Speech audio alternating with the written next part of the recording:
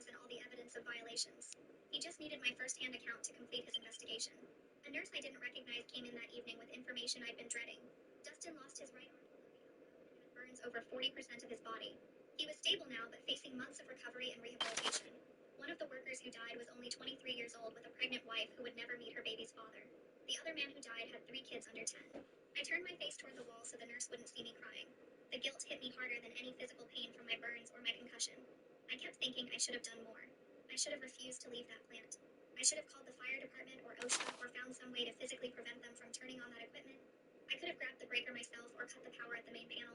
I could have stood in front of the transformer and refused to move. Maybe they would have listened if I'd been more forceful or more aggressive. Maybe those 2 men would still be alive if I'd just done something different.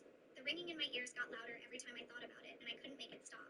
My dad showed up the next morning and pulled a chair right up next to the bed.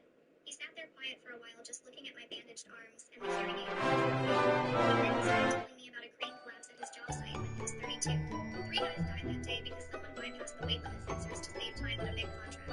He warned the foreman it was dangerous, but got told to mind his own business and let the engineers handle it. The crane's main cable snapped during the lift, and the whole thing came down on the crew below. My dad said he spent years thinking he should have done more, should have refused to work, should have called OSHA himself instead of trusting the foreman.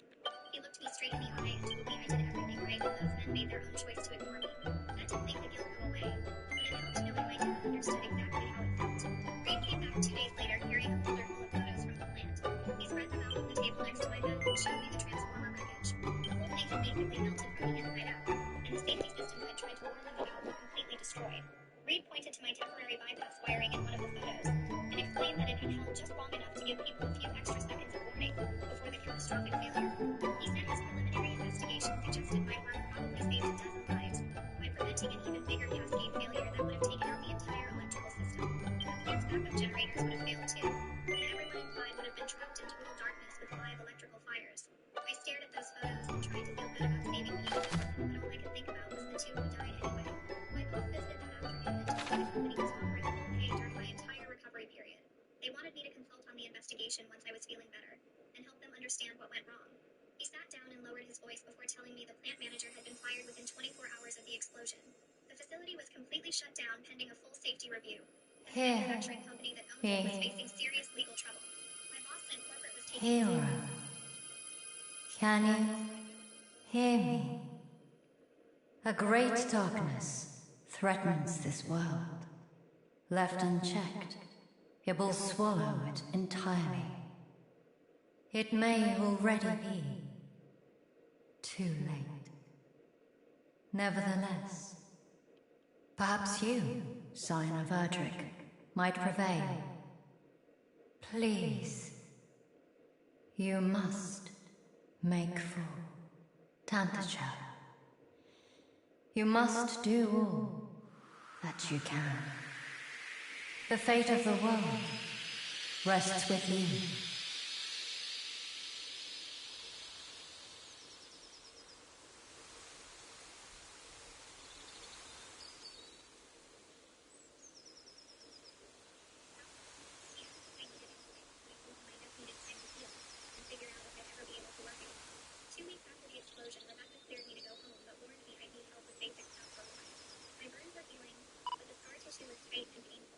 And my hearing still had this constant ringing that drove me crazy. My dad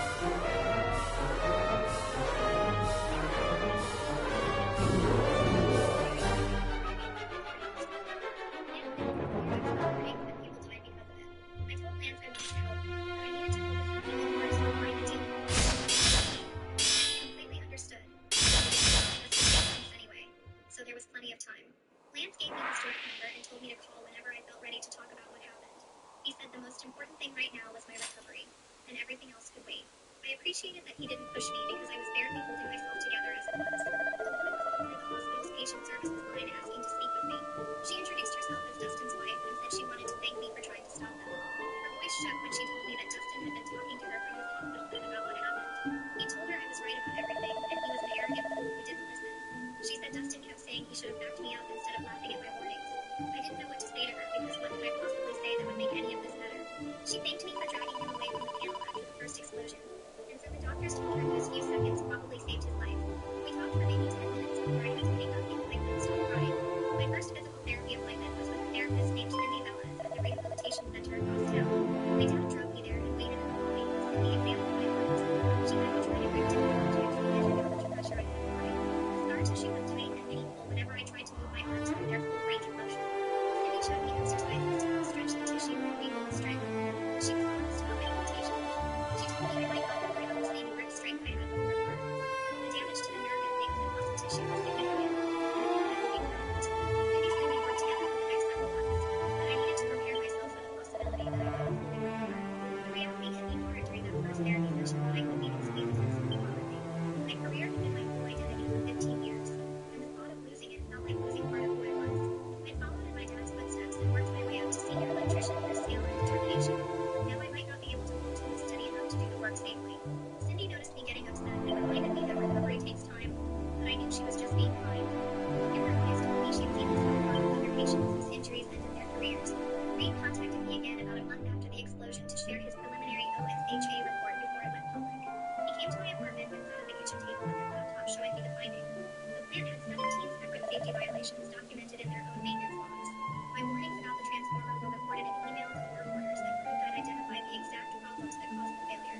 Reed said the plant manager had overridden multiple safety protocols and ignored expert recommendations from both me and their own maintenance staff. The facility's cooling systems had been failing for weeks, and someone had deliberately bypassed the automatic shutdown features to keep production running. Reed's report concluded that the explosion was entirely preventable and resulted from willful negligence rather than equipment malfunction. The news story broke 2 days after Reed showed me his report. I was home trying to do my physical therapy exercises when my phone started ringing. The first call was from Channel 7 asking for an interview about being the expert who warned about the explosion. I declined and hung up. 5 minutes later, Channel 4 called. Then a newspaper reporter. Then another TV station. By noon, my phone had rung 37 times, and I finally just hung up and hung up. My dad heard the landline ringing and looked at me too, and came into my room asking what was going on. I showed him the news article and I told him how my name was featured in all corners as the senior electrician who identified the critical danger and was very regret. The story included quotes from Reed's preliminary report and made it clear I had done everything right. The plant manager had dismissed my warnings. My dad read it twice, then looked at me with this mix of pride and concern. He took my phone and plugged it back in to change the voicemail message saying I was recovering and not available for interviews. Then he unplugged it again and told me I didn't tell anyone my story when I told him, just because they wanted it clear news cycle. Over the next week, he screened every call, made 3 reporters who showed up in the report. He reminded me of how I had been declined to process and share who we is with anyone I wanted to, how no strangers thought they deserved access to my life. Jerry showed up at my apartment on Tuesday afternoon about 3 weeks after the explosion. I took the into the door of my room to talk to him, and he told me my absolutely safe upstairs. I said yes, and Jerry walked in wearing flawlessly as shirt despite the heat. His face and neck were burnt scars that continued to bleed. He had been moved carefully like everything still hurt. He sat down across from me, and we just looked at each other for a minute before he started talking. He told me he was farther from the panel and told himself to break it. He would begin checking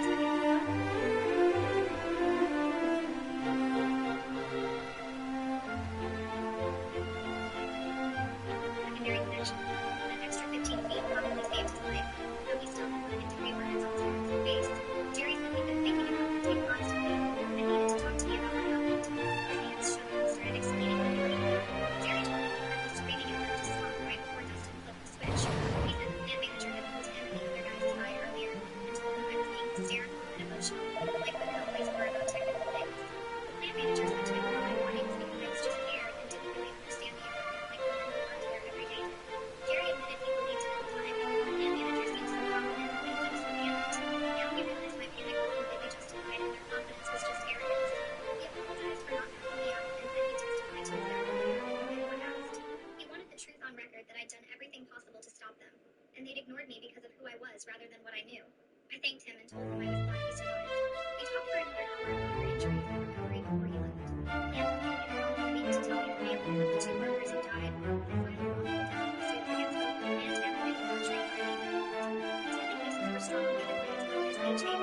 Well met, traveller. It seemeth thou art a warrior of great skill. We have long awaited the coming of one such as thee. The captain did relate to me the tale of how thou didst best a whole horde of fiends single-handedly, and did thereby deliver he and his comrades from peril. And not only this, but thou art of the bloodline of mighty Erdrick. Is this true? Then thou knowest, of course, the legend of thine ancestors' deeds. But of course thou dost. Even babes in arms know the tale by heart. In days of yore, thy revered ancestor did receive of the almighty goddess the sphere of light, and by its power was our world rid of the monstrous menace that beset it.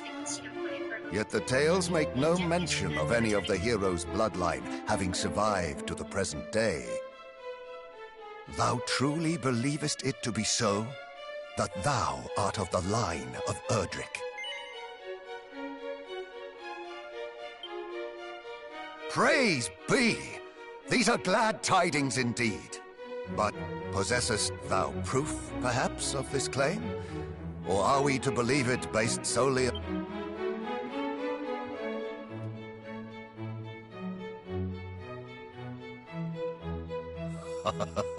Thou plainly wearest thy heart on thy sleeve, young man.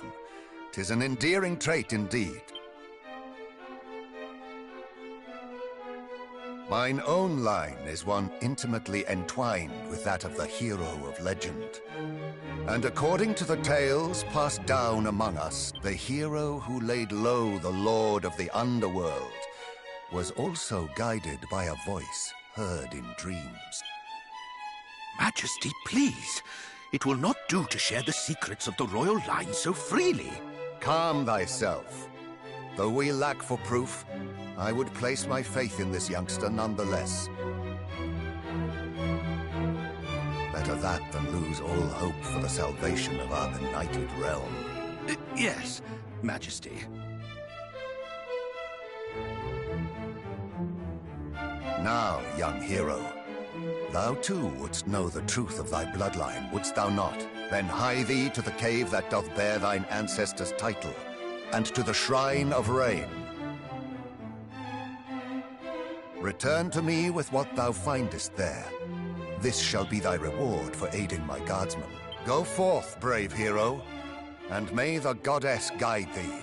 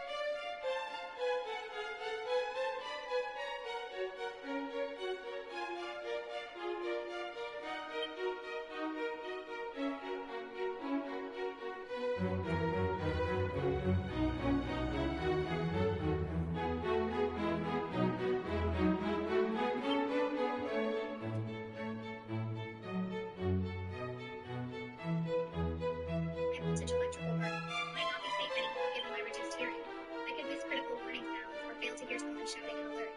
The risk was too high for both me and anyone working near me. The news hit me harder than anything else since waking up from the hospital. I drove home in a daze and went straight to my room. My dad knocked on the door an hour later. Thankfully, first went to the explosion. I told him all that had been said and how my career was over at 37 years old. Everything I built for 15 years was gone. The legacy I'd been carrying on from him was finished. I'd worked so hard to prove myself in a field that didn't want women, and now I couldn't even do the work anymore. My dad held my neck to me and let me cry until I couldn't anymore. Later that evening, my dad shared his own story about the physical injury that ended his career at 42.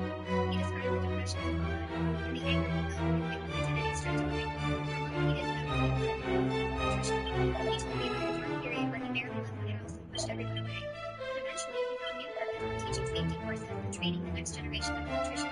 He He said it took him almost 2 years to accept that his worth wasn't just in having the physical worth, but in sharing what he did. He reminded me I had college experience that many others, even widely qualified advantage systems may. It didn't make the loss hurt less, but it helped me when he understood exactly what I was going through.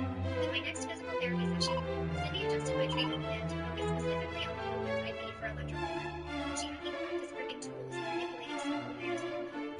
After an hour of exercises, she sat me down and gave me her honest assessment. My grip strength was at about 70% of what it had been before the burns, and it probably wouldn't improve much more. The nerve damage in scar tissue had created permanent limitations. She said 70% might be enough for some types of electrical work, but not for the precision and strength required in industrial settings. Cindy apologized for not having better news, and promised we'd keep working to maintain the function I had. 2 days later, representatives from the plant's insurance company showed up at my apartment with their lawyers. They wanted to interview me about the incident for their investigation. I brought in and answered their questions for over an hour. They kept trying to suggest I hadn't communicated the danger clearly enough, or that maybe I'd overestimated the risk. One lawyer asked if I was certain about my assessment, given that the plant's own maintenance team had disagreed with me. I pulled out my phone and showed them the photos I'd taken of the thermal readings and the degraded insulation. I walked them through my documented warnings and the emails I'd sent, and the verbal warnings multiple witnesses had heard. When they kept pushing, I mentioned Reed's OFHA investigation, and how his findings backed up everything I'd said. That shut down their questions pretty fast, and they left shortly after. My dad had been listening from the kitchen and came in after they left to tell me I'd handled it appropriately. The next week, Lance called and asked me to come to his office to go over the legal case. I drove across town and met him in a small conference room with stacks of documents covering the table. He spread out papers showing the plant manager's official statement claiming I had overreacted to routine maintenance issues and caused unnecessary panic that disrupted their operations. Lance pointed to time-weighted inspections where the manager insisted the transformer was functioning within normal parameters. My warnings were based on inexperience with their specific equipment. I felt my face get hot reading his lies. But Lance told me to stay calm because we had everything we needed to prove otherwise. He pulled up the plant's own maintenance logs showing 3 separate warnings from their staff about cooling system failures over the past 2 months. Then he showed me Reed's preliminary investigation report documenting the degraded insulation and bypassed safety systems, exactly as I had described. Lance explained that the company held records because they knew about the danger and ignored it within the requirements of assessment and repair. He said the plant manager was trying to shield blame to avoid public negligence charges, but the evidence favors defenses. We spent 3 hours going through every detail of that day, and Lance recorded my account of each warning I gave, and each time they dismissed me. He told me the legal proceedings would take months, but the outcome was almost certain given the documentation and Reed's findings. 3 months after the explosion, I got an invitation to a memorial service with 2 workers who died. I almost didn't go because the thought of facing their families made me homesick, but my dad said he deserved to not be there, so I put on a black dress and drove to the church. The service was filled with workers and family members, and I sat in the back trying to be invisible. Both men had young kids, watching their children cry during eulogies broke something inside me. The circle gathered in commotion, and I stood in the corner holding a paper plate and shouted, "I'm not dying." With every defeat, a new hero takes on. A new journey. He was calling me, I couldn't breathe. Some family members came up to thank me for trying to save their loved one, and I could barely speak because all I could think about was how I failed. One of the man's brothers shook my hand and told me whenever I tried to move away from the blast, even after getting injured myself. I just nodded because I didn't trust my voice. Then one of the widows approached me and asked if we could talk privately. We stepped outside into the parking lot and she pulled out her phone to show me a text message. My husband had sent it to her about 20 minutes before the explosion. The message said some woman electrician was causing drama about the equipment and making everyone wait around instead of just letting them do their jobs. She looked at me with tears running down her face and said she wished he had listened to the drama instead of dismissing it as nothing. She told me she didn't blame me at all and that her husband had a habit of not taking women seriously in technical fields. She said if he had respected my expertise, he would still be alive, and she wanted me to know that this death wasn't my fault. I started crying right there in the parking lot, and she helped me hold my husband together. She thanked me for trying to stop them, and said she hoped I wouldn't carry guilt that belonged to the men who ignored me. 2 weeks later, I got a call from a woman who introduced herself as Dustin's wife. She said Dustin had been struggling with guilt, and kept asking about me and wondering if I was okay. She explained that he wanted to apologize in person for not listening when it mattered, but he was afraid I wouldn't want to see him. I told her I would meet with him, and she gave me the address of a coffee shop near the rehab center where he was doing therapy. She said he was wanting to use a prosthetic arm and having a hard time accepting what happened. I agreed to meet him the following Tuesday. When I walked into the coffee shop 4 months after the explosion, I barely recognized Dustin sitting at a corner table. He looked 20 years older with gray in his hair that hadn't been there before, and deep lines around his eyes. His right sleeve was hidden where his arm used to be, and he was staring at the table like he was afraid to look up. I stepped up across from him, and he finally raised his eyes to meet mine. We just looked at each other for a little bit, and we started talking. He told me he replayed the day close to me in his head, and when I faced my neck, he said the image of me ripping the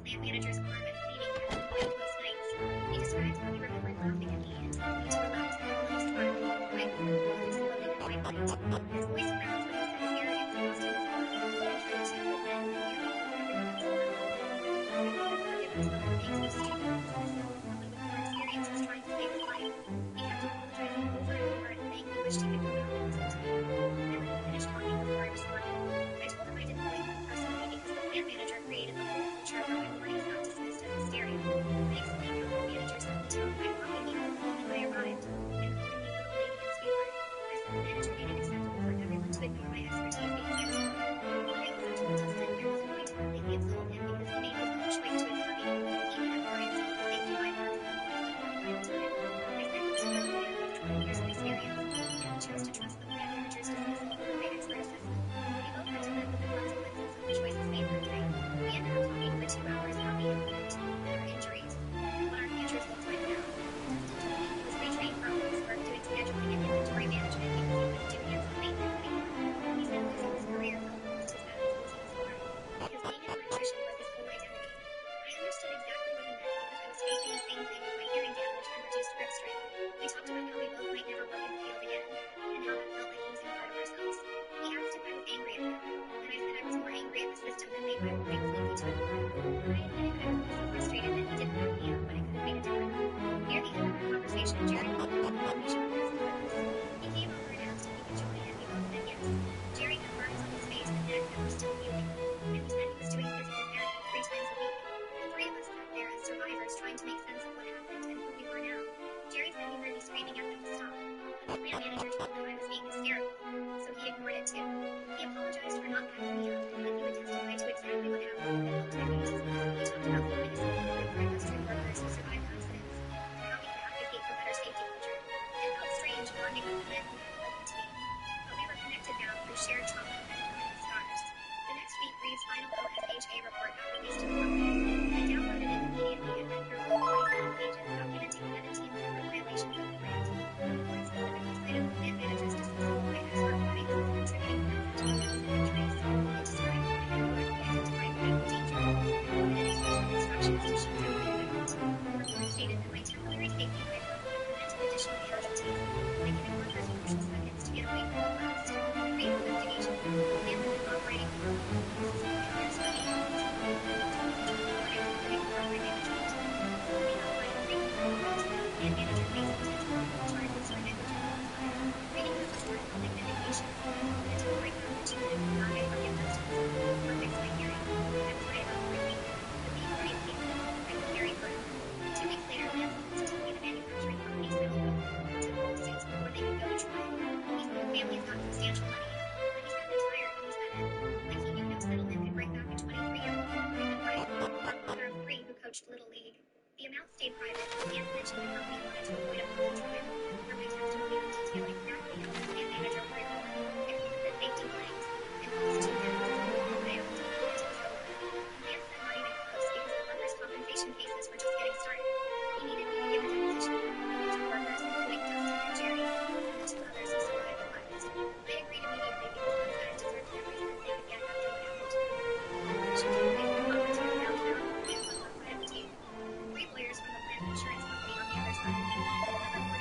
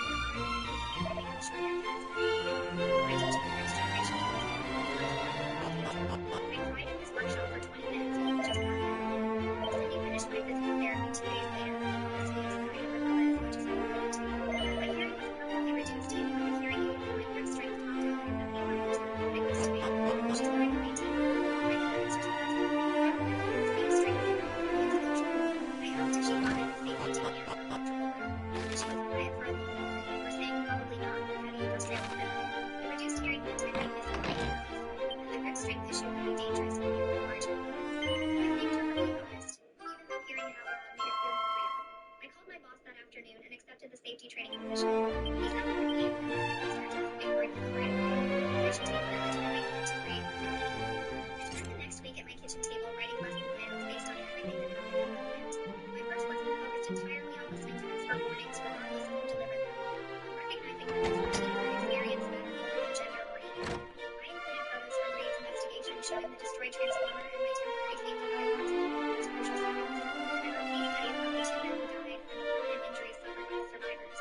The workers' compensation board scheduled hearings for all the injured workers 6 weeks after I accepted the new position. Lance called to prepare me for testimony and said the hearings would be more formal than the depositions. I showed up at the administrative building downtown, wearing my hearing aids visible, and a long-sleeved shirt that still showed the burn scars on my wrists. The hearing room looked like a small courtroom with the 3 board members sitting at a raised desk and witness chairs facing them. I testified first about the unsafe conditions at the plant, the plant manager's refusal to shut down the equipment, and my explicit warnings about the danger.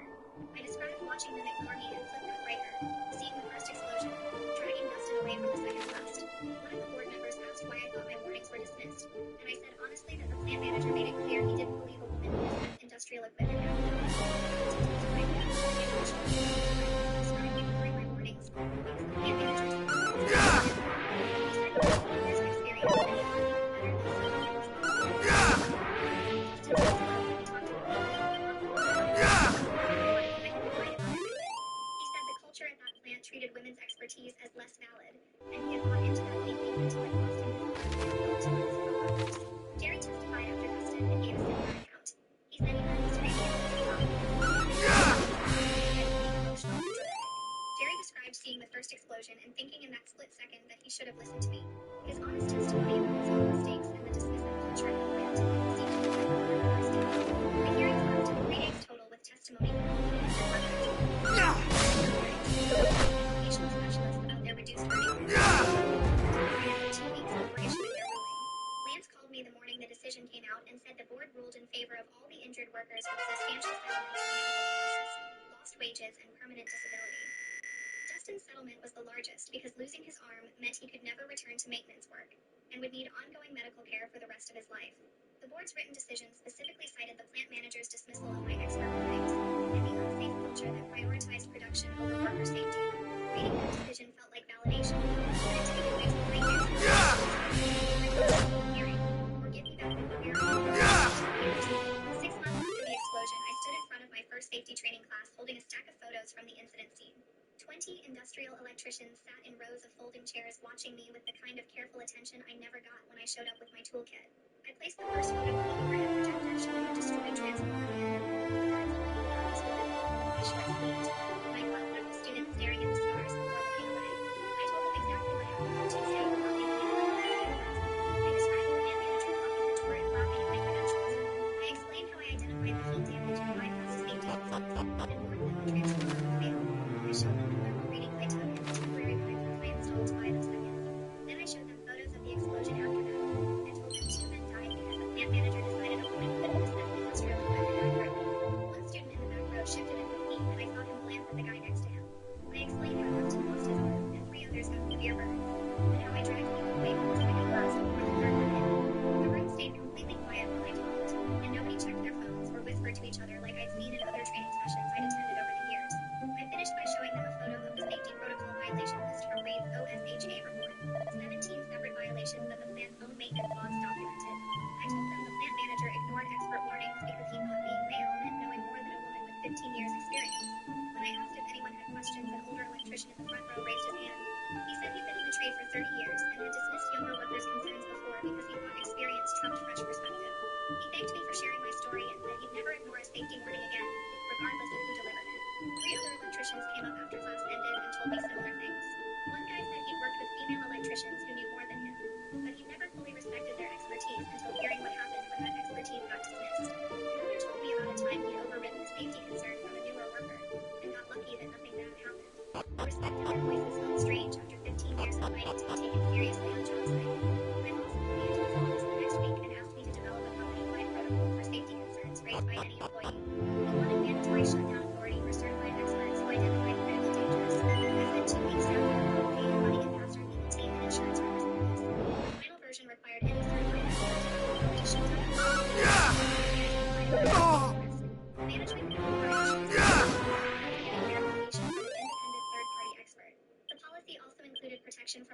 information for workers who raised safety concerns. I often implemented it across all our contracts, talking to every client we're working with.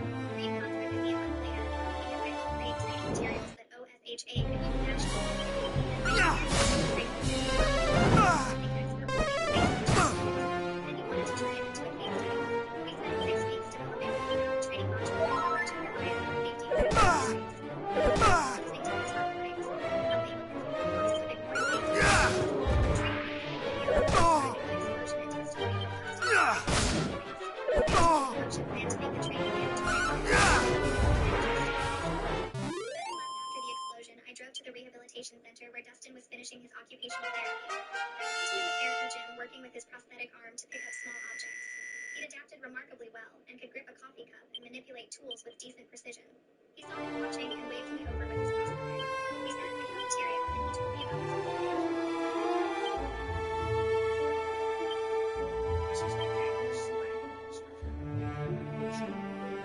new office job starting next week doing safety compliance reviews for an industrial consulting firm. He said once it was formed that he couldn't do maintenance work anymore, but it also gave him a chance to prevent other people from making his mistakes. Then he told me something that surprised me. She'd reached out wanting to understand exactly what happened and why her husband died. Dustin said he'd explained everything, including how he dismissed my warnings. The plant manager told him I was being hysterical. Arrogance, and he'd already done 2 presentations.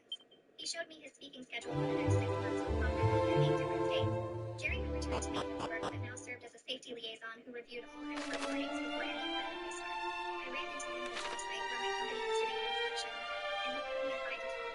He said our experience taught him that expertise mattered more than ego, and he'd made it his mission to make sure every warning got taken seriously. He'd already stopped 3 unsafe restarts by insisting on doing verification. The manufacturing company had a plan where the explosion happened, implemented new policies requiring outward expert verification before overriding any safety shutdown recommendation. Their corporate safety director called me to discuss the policy changes, and specifically mentioned my case as the reason for the new requirements. He said they were rolling out the policy across all 40 of their facilities nationwide. 8 months after the explosion, I got an invitation to speak at a national industrial safety conference in Chicago. The conference director said they wanted me to present on gender bias in safety critical industries and the consequences of dismissing expert warnings. I was nervous about speaking to hundreds of safety professionals, but I agreed because sharing my experience might prevent similar disasters. I spent 3 weeks preparing my presentation with help from Reed and input from Dustin and Jerry. My conference presentation focused on how gender bias when it caused people to dismiss I stood on stage with my scarred arms visible and my hearing aids showing and told my story to a room of 400 safety professionals. I showed the same photos I used in my training classes and played video testimony from Dustin about ignoring my warnings. I explained how the plant manager's assumption that women couldn't assess industrial equipment accurately led directly to 2 deaths and multiple serious injuries. The response was overwhelmingly positive with a standing ovation that lasted almost 2 minutes. After my presentation ended, I got my training materials. Representatives from 6 different companies asked if they could deliver my training at their facilities. Reed Corporations wanted to teach me about gender bias and industrial safety. A major manufacturing company told me she faced similar dismissal warnings, and my presentation validated her experience. The conference director told me they wanted me back next year as a keynote speaker. 2 weeks after Chicago, I got an email from a woman in Texas who attended my presentation. She wrote that she'd been dismissed by her crew for 3 years, but my story gave her courage to file a public safety complaint about ignored warnings in her facility. The complaint triggered an inspection that found 12 violations and prevented what investigators said would have been a lethal explosion within months. Reading her email, I understood something important. For hands-on electrician required maybe 20 systems a year across different facilities, but through training and advocacy,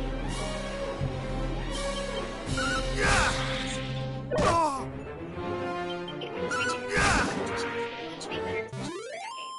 The grief over losing my career didn't disappear, but it got easier knowing the explosion pushed me toward work that might save more lives than I ever could have working with my tools. My dad showed up unannounced to one of my training sessions 3 weeks later.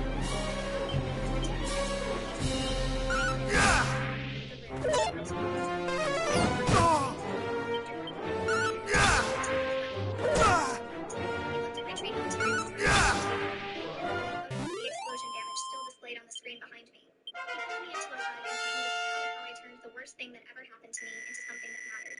He told me I was carrying on the family legacy just like he'd always hoped, but in a way that was probably more important than anything he'd done in his 30 years of electrical work. We went to dinner that night and talked for 3 hours about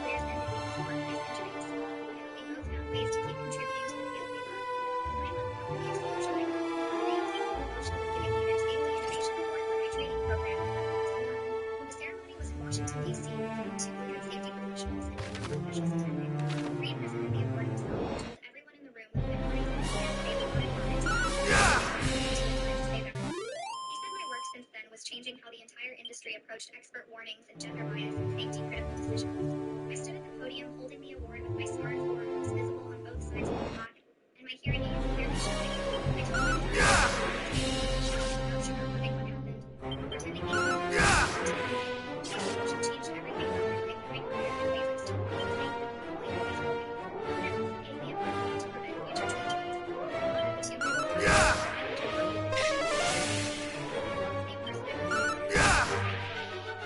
were electrician who walked into that plant doesn't exist anymore. But I found a way to turn the worst day of my life into work that means something and begins to be enough.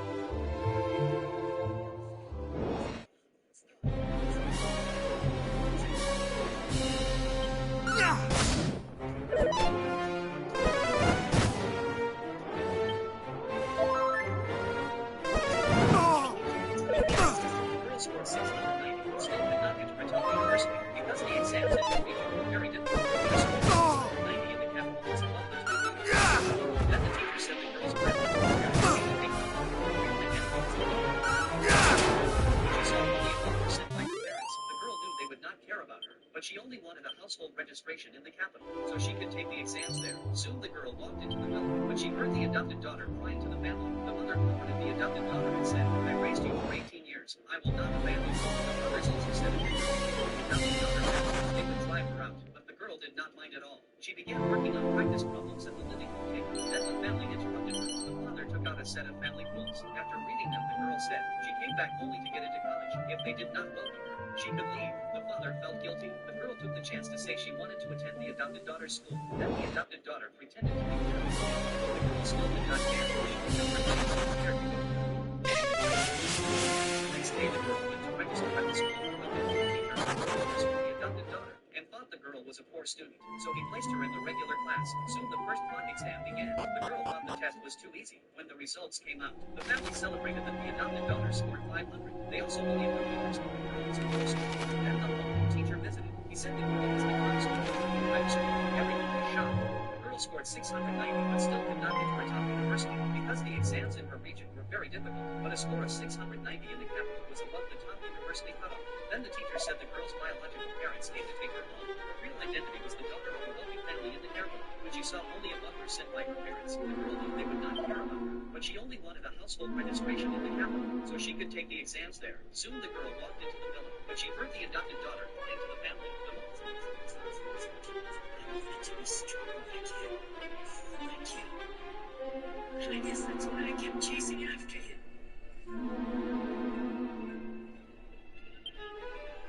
No matter what happens, I'm really glad that I got to know you. Teachers, what classroom secret almost cost lives? When I started teaching at Riverside High, I noticed something odd about my student Noah. He always arrived 30 minutes early, sitting alone in my classroom with his breakfast. Unlike other students who'd scroll on their phones, he meticulously cleaned every crumb and wiped down his desk area. At first, I thought he was just being considerate, but after 3 months, I realized he only ate in my classroom. During lunch breaks, he'd vanish completely. His clothes were always pristine, but slightly too big, like they belonged to someone else. One morning, I caught him stuffing granola bars from the teacher's lounge into his backpack. Instead of reporting him, I asked him if everything was okay at home. He broke down crying, admitting he lived in his car with his little sister Amy. Their mom had disappeared 6 months ago, leaving them with their stepdad, who drank all day and had paid rent in months. They were evicted last week. Noah was only 16, but working 2 jobs in fast food places. He parked near the school gym to use the showers before class. Amy, only 11, attended the middle school next door. They shared a blanket in the backseat of their mom's Honda. I wanted to call social services immediately, but Noah begged me not to. He was terrified they'd separate him from Amy. She was all he had left. He showed me his bank account. He'd saved almost enough for a security deposit on a small apartment. Just 2 more months, he promised. I started bringing extra lunch and leaving my classroom open early. Other teachers noticed and quietly joined in. The art teacher accidentally left her unit supplies in my room, so Amy would do her homework there after school. The gym teacher gave Noah a key to the locker room for early morning showers. We kept their secret, watching these kids fight to stay together. Noah never missed a day of school, maintaining straight A's while working 40 hours a week. Amy's teacher said she was always clean and prepared for class, thanks to her brother's dedication. Then winter hit early. Temperatures dropped below freezing. I couldn't sleep knowing they were in that car. They kept my classroom heated overnight, pretending not to notice when they'd sneak in to sleep on the reading corner beanbags. One morning, I arrived to find Noah unconscious. Amy was shaking him, crying. Their car's heater had broken, and he'd given her all their blankets. His lips were blue. I called him. Teachers, what classroom secret almost cost lives?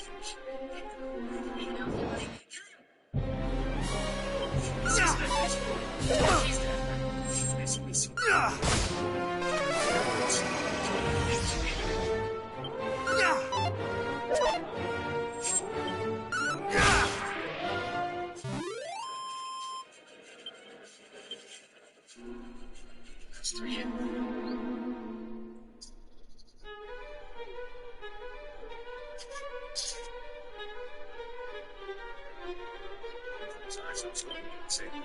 14 days had passed since the Jurassic War. There was no peace treaty, no surrender, no ceasefire. One side simply did not have a people anymore. It has been a long 14 days since the Galactic Council declared war on humans. 4 council races have defected from the council. All of them disgraced at the council's initial inaction and lack of prevention of human loss in the beginning stages of the Jurassic-human war. All 4 of the defecting races voted to stop the Jurassic when they first began to show an interest in the humans, all voted into an action by the Senate. It's unthinkable that 4 races have defected from the council. Then again, this is the first time the council is at war since its formation. Itself.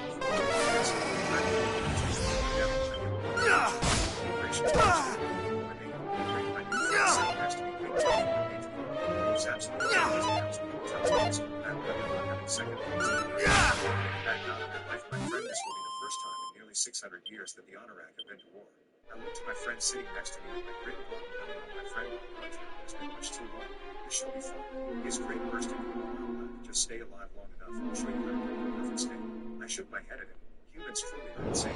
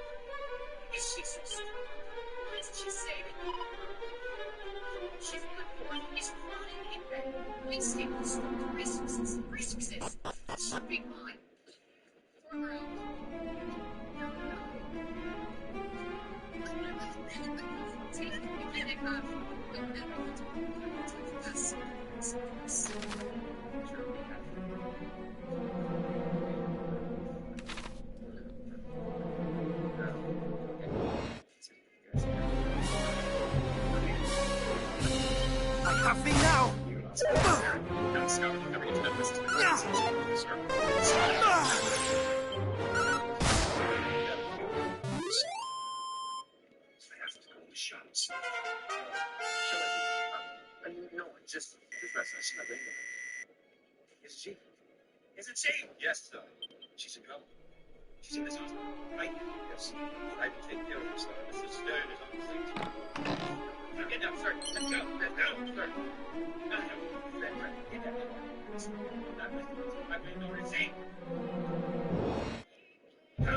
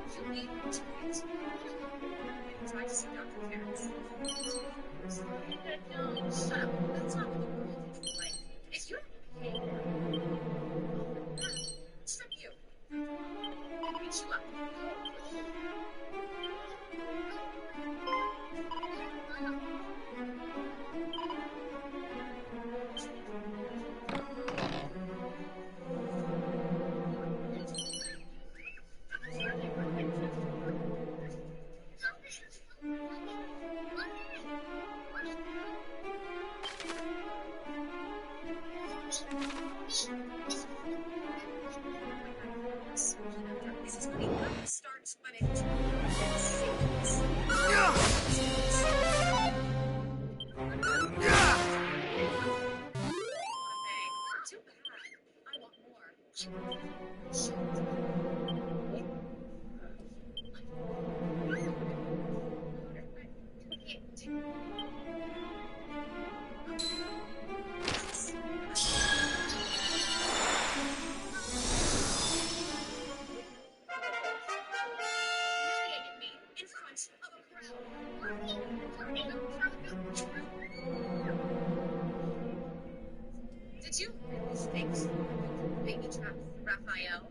he will see over today. Useless. See it further. Here's a secret for you. I was a fan. Don't touch. I just wanted you to watch.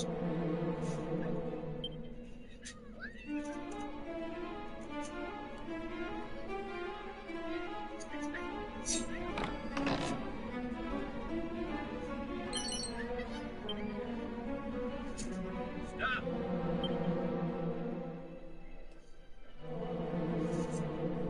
Don't you dare! My granddaughter! I have thee now! When secretly dating my boss for 2 years, I lived without him. So when someone falsely accused me of leaking important plans and slapped me, he threatened to fire me if I didn't apologize. But to his surprise, I chose to resign and break up with him. Fine, then I'll resign, I sneered, yanking off my employee badge and tossing it onto his desk. Well, let's be clear, it's me resigning, not you firing me, Mr. Sinclair. My gaze slipped to Isabella, who was practically glowing with satisfaction. Without a second thought, I unfastened the couple's watch from my left wrist and dropped it beside the badge. Oh, and one more thing. Consider this your official notice. I'm breaking up with you, Nathaniel. With that, I turned and walked away without looking back. Isabella stood frozen in shock, completely caught off guard by my sudden breakup. Nate, you and her were. Nathaniel's expression darkened. Does that bother you? Isabella quickly shook her head. Not at all. As long as things are over between you two, why should I care? She had always known about my relationship with Nathaniel, but her sole goal had been to secure a marriage between her family and the Sinclairs. Now that I had willingly stepped aside, things were convenient for her. Isabella wanted to say more, but when she glanced at Nathaniel, she stopped. His eyes were glacial as they bore into her. Miss White, he whispered dangerously, I suggest you don't overstep your bounds. A shiver ran down Isabella's spine. Does he know everything? The thoughts and a wave of fear crashed over her. At my desk, I swiftly and decisively packed my things. Breaking up with Nathaniel wasn't impulsive. I had wasted 5 years on him, trapped in a relationship that made me feel like a shadow, not a partner, and today, I had finally woken up. To him, I wasn't worth as much as a business deal. He had no heart, and I was done wasting mine. Blinking back stubborn tears, I swept everything into a cardboard box. Within 2 minutes, I was ready to leave. I strode toward the elevator. Just as I reached it, a sickly sweet voice stopped me. Miss Windsor, have you checked the contents of your box? We wouldn't want you walking out of this company with another project plan. Now would we? Isabella's mocking concern jerked from every word. She cast a glance toward the other employees. Why are you all just standing there? Shouldn't someone check if Miss Windsor is taking anything that doesn't belong to her? A coworker hesitated, then stepped forward. Miss White is right. Sierra, I need to inspect your box. It's just procedure. I raised my hand, stopping them before they could touch my face. You don't need to check anything. My voice was cold. Without hesitation, I turned to Isabella, who frowned. What is the meaning of this, Miss Windsor? You want to see if I took anything from the company, right? I said flatly, then let's get this over with quickly. I lifted my box about Isabella's perfectly styled hair, then tilted it. Everything inside crashed down onto her. The office fell silent. Isabella stood stunned, frozen for a few seconds before reality hit. She let out a shrill scream. Serafina, are you insane? Looking calm as ever, setting the now empty box on her head. No, I'm not. I'm just helping you check my things, as she requested. Isabella furiously ripped the box from her head and lifted her hand, clearly about to slap me. But this time, I was faster. I effortlessly caught her wrist. At that moment, the CEO's office door swung open. Nathaniel stepped out, his expression grim, his disapproving gaze locked on me. My heart clenched for a second, but I didn't hesitate. I yanked Isabella's arm away and slapped her. Hard. That's for earlier, I said icily. Isabella reeled back, clutching her face in shock. You hit me, she gasped. I gave Nathaniel one last look. He just stood there, cold, silent, indifferent, and that silence solidified my resolve. Finally, I can let you go. With a bitter smirk, I turned and walked away without looking back. I left Mercurian Capital Group and headed straight for Nathaniel's villa. Once inside, I ruthlessly gathered every remnant of our relationship and stuffed it into trash bags. Then, I went to the garden, the one I had personally cultivated. I ripped out every single rose. When I was done, I pulled out my phone and called my best friend, Patricia Clark. Come pick me up. After the call, I removed my SIM card and threw it into the trash. If I was cutting ties, I was going to do it cleanly. Patricia arrived quickly. As she drove, I told her about my breakup and resignation. She fully supported me. Then, I asked her to take me to the airport. I was leaving, or at least, that was the plan, because just as we arrived at the airport, my phone rang. I had been secretly dating my boss for 3 months.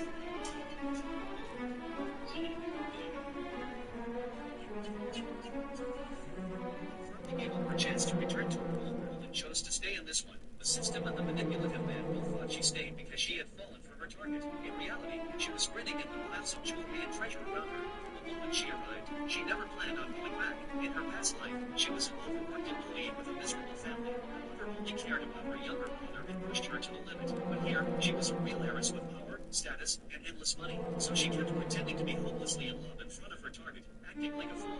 Both the system and the man believed it, and after confirming several times, the system finally unwound itself from her. Free at last, she could finally live her own life. Soon after, the man announced his marriage. Everyone thought her years of effort had finally paid off, but he openly declared that he'd never love a woman who lowered herself like that. Then he proposed to a web drama actress, the other manipulative woman. People were shocked, thinking she had lost Tony Turk. She wasn't surprised, but no one could resist the female lead's charm. The manipulative woman later wanted her to stay away from the man. She calmly asked for her old projects back, and he agreed without hesitation. Because her team had defended her, he even told her to take them along. That was exactly what she wanted. To make sure he wouldn't change his mind, she got her reporter's contact and asked for the video as proof. Then she threw away her company badge and flew away.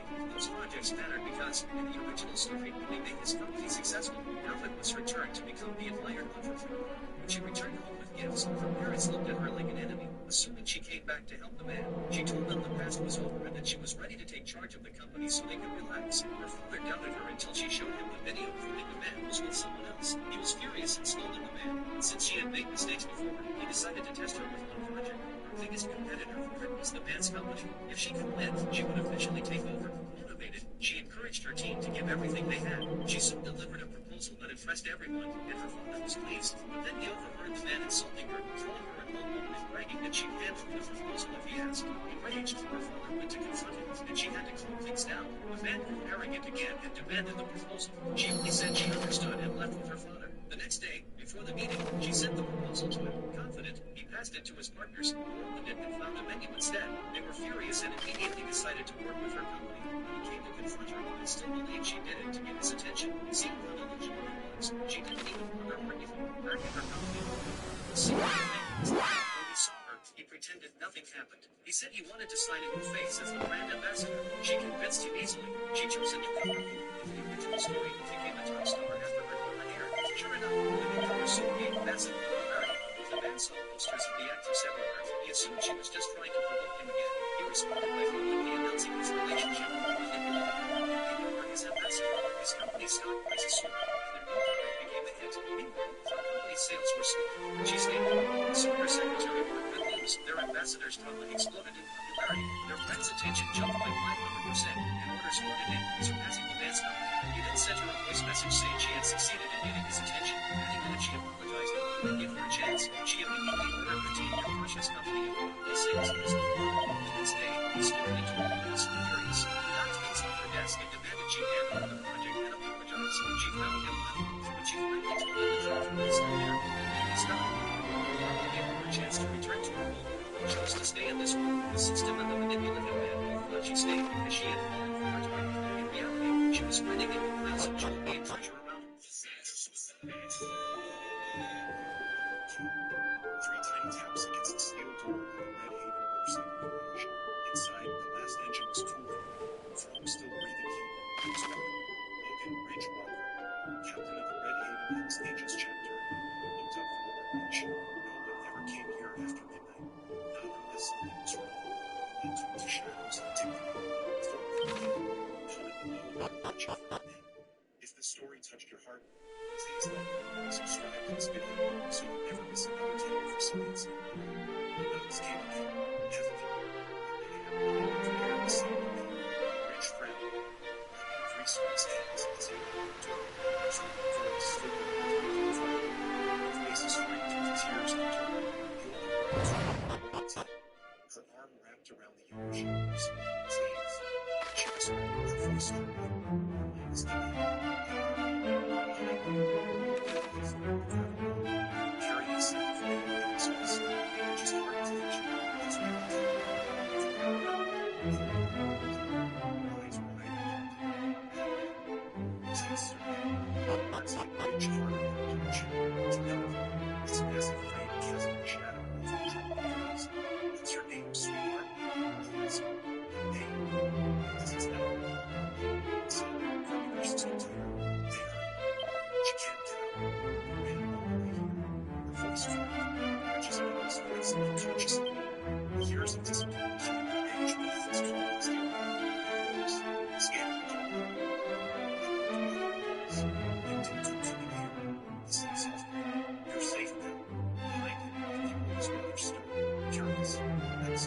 The sergeant steps forward. Tattoos bleeding, sharpness, cap, everything already. Ridge's tongue drawing, commanding no measure, elevate, and then kill. No questions asked. Angels movements, fingers and arms with soldier precision. Ridge grabbed his leather jacket and showing where she was laying. The little girl nodded, tears spilling. It's behind the old quarry road. Ridge's eyes hardened. Then that's where we're going. The convoy rolled out minutes later. Overbikes, one van, and the ground of engines slicing through. The headlights cut through fog like blades, reflecting off the asphalt and pine trees. Close to the road, Ridge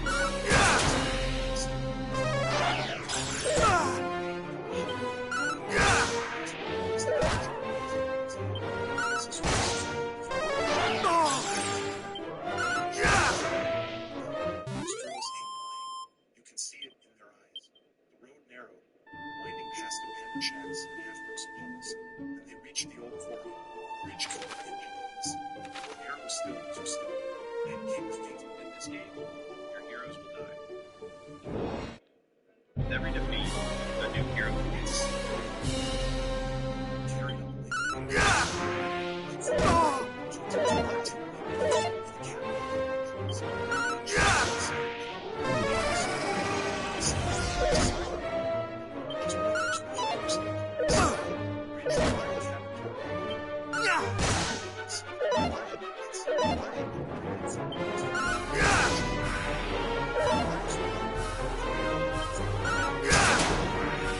They screamed, darting forward. Ridge caught her gently, reaching first. He knelt beside the woman, fingers pressing her neck for a pulse. Veins were clear. She's alive. Eyes interrelated, scanning the wreckage. Signs of struggle. Prints in the dirt. Someone left her for dead. His wife in tears. He tried to stop her. Her voice broke. Ridge's gaze softened. Then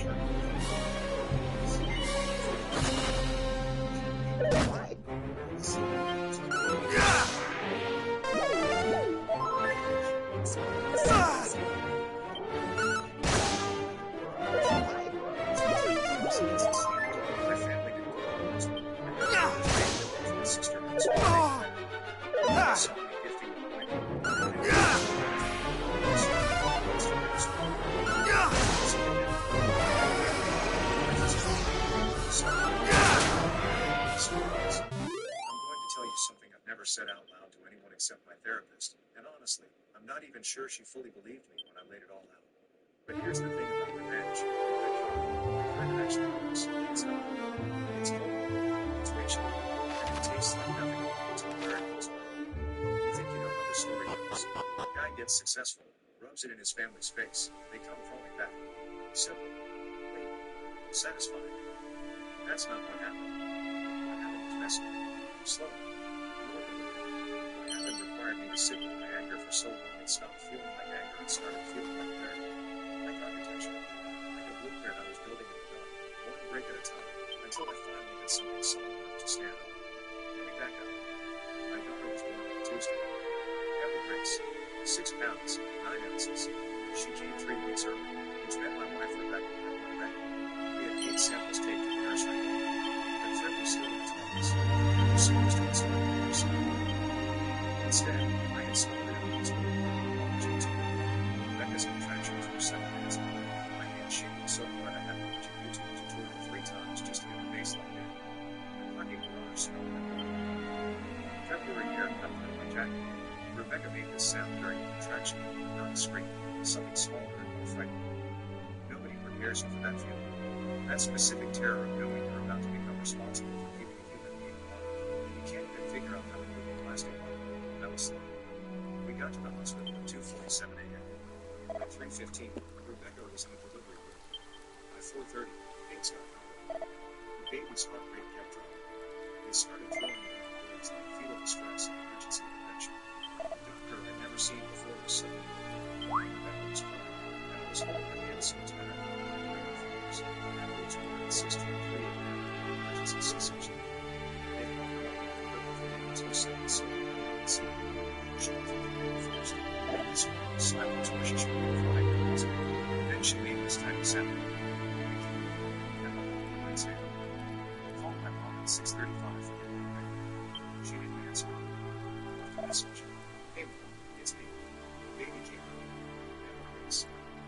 15 minutes ago. Baby, it was scary for a bit, but everyone's okay now. Call me when you get this. I texted the family group chat. Baby's here. Have a grace. Mom and baby boy. Scary morning, but everyone's safe. I had a photo. Vanessa. His clothes. Face peaceful. Explained it 4 hours later. Wonderful news. So happy for you both. My dad. Congrats, son. Vanessa. OMG, yeah. Can't wait to meet you. Nobody asked if we needed it. Nobody said they were coming. Nobody called it during the quiet days while my brothers were covering the first week. Rebecca's parents arrived. Her mom, Diane, came through the whole carrying bags from 3 different schools. Okay, so the first birthday from her son, her dad took the next day. So focus on her from that. Called her mom, you got 1,000 times. Said she at Rebecca's house. Diane stayed for 3 days. Slept on the porch. Changed diapers. Housework. Showed me how to yoga. Answered every panic question at 3 in the morning. My family visited on Saturday. 4 days later, they came as a unit. Dad, Vanessa, I'm going first. Wait, the kind of hug you give someone you see every day. Where's the baby? Vanessa asked. Emma was in Rebecca's arms. Rebecca was sitting up in bed, still sore, still exhausted. Here she is, Rebecca said, adjusting Emma so they could see her face. My mom made the appropriate noises. No, she's beautiful. Vanessa was already holding up the phone. Can I take a picture? She snapped 3 photos. Check them. Frown. The lighting in here is terrible. My mom asked her home. Rebecca handed Emma over carefully. My mom called. Too stiff. She looked at Emma's face for maybe 30 seconds before saying, no, maybe. Try to get her to listen. Vanessa stepped back. No, I don't really know how to hold babies. I'll wait until she's older. They put the gift back. Inside was a onesie and a generic card signed by all 3 of them. They stayed for 45 minutes. Vanessa spent most of it on the phone. My dad fell asleep in the corner chair. Actually fell asleep. When they left, same thing. Yes, she said, let's get to empty. That night, after everyone left and Emma was asleep, Rebecca looked at me. Marcus, I don't want to make this about me, but I've been cut open. I'm sitting here bleeding and exhausted and terrified, and your family just treated this like a social obligation. They're not good with babies. Neither am I, neither am I. But we're figuring it out because we care. She was right, but admitting it felt like opening a door I'd been holding shut for years. A week later, we were home, barely surviving. Emma cried constantly.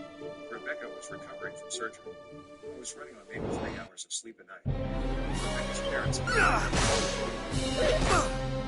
Emma so we could shout at her. My parents called twice, both times to ask how things were going. Both times I said, fine, just tired, and they said it's parenthood, and laughed. Scrolling through Instagram one night at 2 a.m. while feeding Emma. Then I saw Vanessa's post. A carousel, headphones, all for a week Emma was born. Vanessa, face mask, lounging by a pool. Her and Emma in matching robes, holding champagne, sort of drinking. Pedicures, towel, fancy breakfast. The 5 of them dressed up for dinner. Champagne, someone's feeding the milk and grandma. The caption, best girls weekend ever. Sometimes you just need to let the world change. I'm not that comment. Sweet. Thanks for treating me. Best donor. Clicked on the location tag. Mountain Springs Resort and Spa. And the date stated. Posted Wednesday. But the photos were dated Tuesday. February 14th. The same Tuesday Rebecca was born. The same Tuesday Rebecca was in emergency surgery. The same Tuesday I called my mom at 6:35 a.m. and she didn't answer because she was in a luxury spa resort. I stared at that post for 3 minutes. Maybe didn't like it. Didn't know. Just stared. And something inside me, something I'd been holding together with hope and denial, crystallized, hardened into something smooth and cold and patient. I'm a software engineer. Have been for 8 years. Good at it. Not genius level, but competent. The kind of guy who ships clean code on time and doesn't make drama in stand-up meetings. I've been working at a mid-sized tech company called DataSync for 6 years. Steady insurance that covered most of Rebecca's prenatal care. Nothing flashy. Just comfortable. But I've been building something on the side for almost 3 years. An app. A productivity platform tools that integrated project management, time tracking, and efficiency.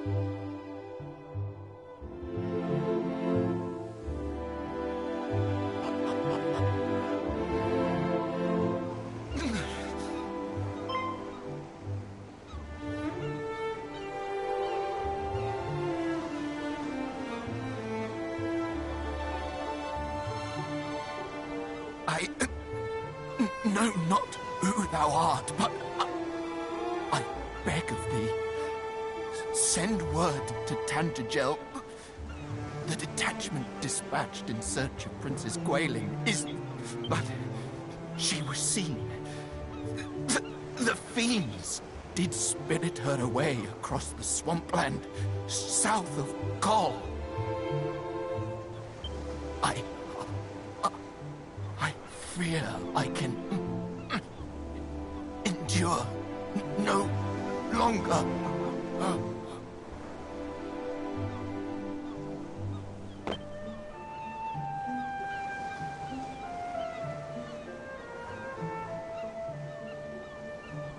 We meet again, friend. But what is this?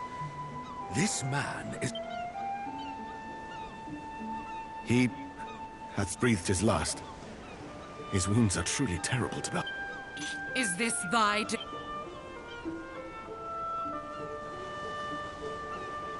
A message, thou sayest?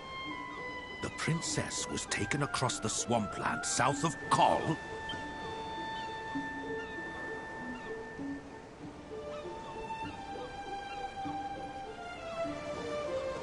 Then we must go after her with all haste. Come! What are we waiting for? But the party sent in search of the princess was comprised of our finest soldiers. Surely we will simply meet the same fate. If thou art afraid, then away with thee homeward, coward! I will go to the princess's rescue, though I go in... We cannot allow our comrades' deaths to have been in vain. We shall make... You will remain here and see that this man is granted the burial he deserveth.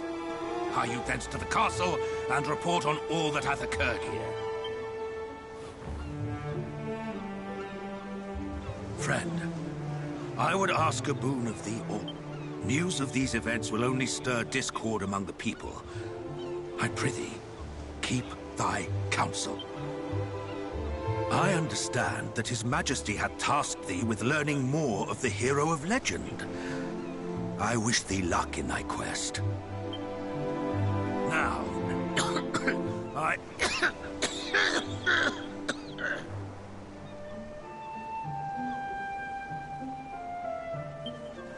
Captain, can... Do not fret on my account. We have work to do.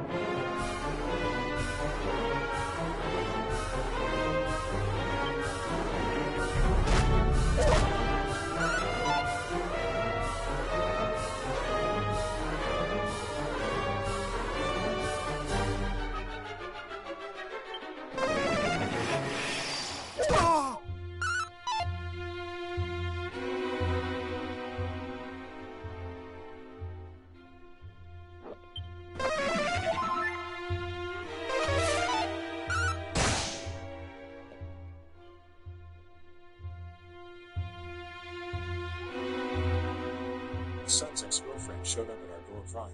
I'm pregnant. It's his baby. His son said, it's impossible. We're still virgin. I'm expecting her to back him up. Mr. Gordon, you have an emergency.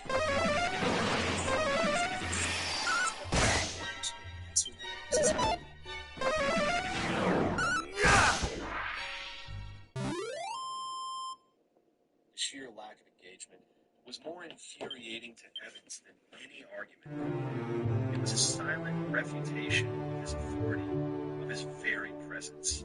He felt a hot flush of embarrassment creep up his neck. He was Cadet Captain Evans. He was destined for great things. Even though he ignored us, he turned to his team with his voice. The brass is watching. Let's show them how real soldiers operate.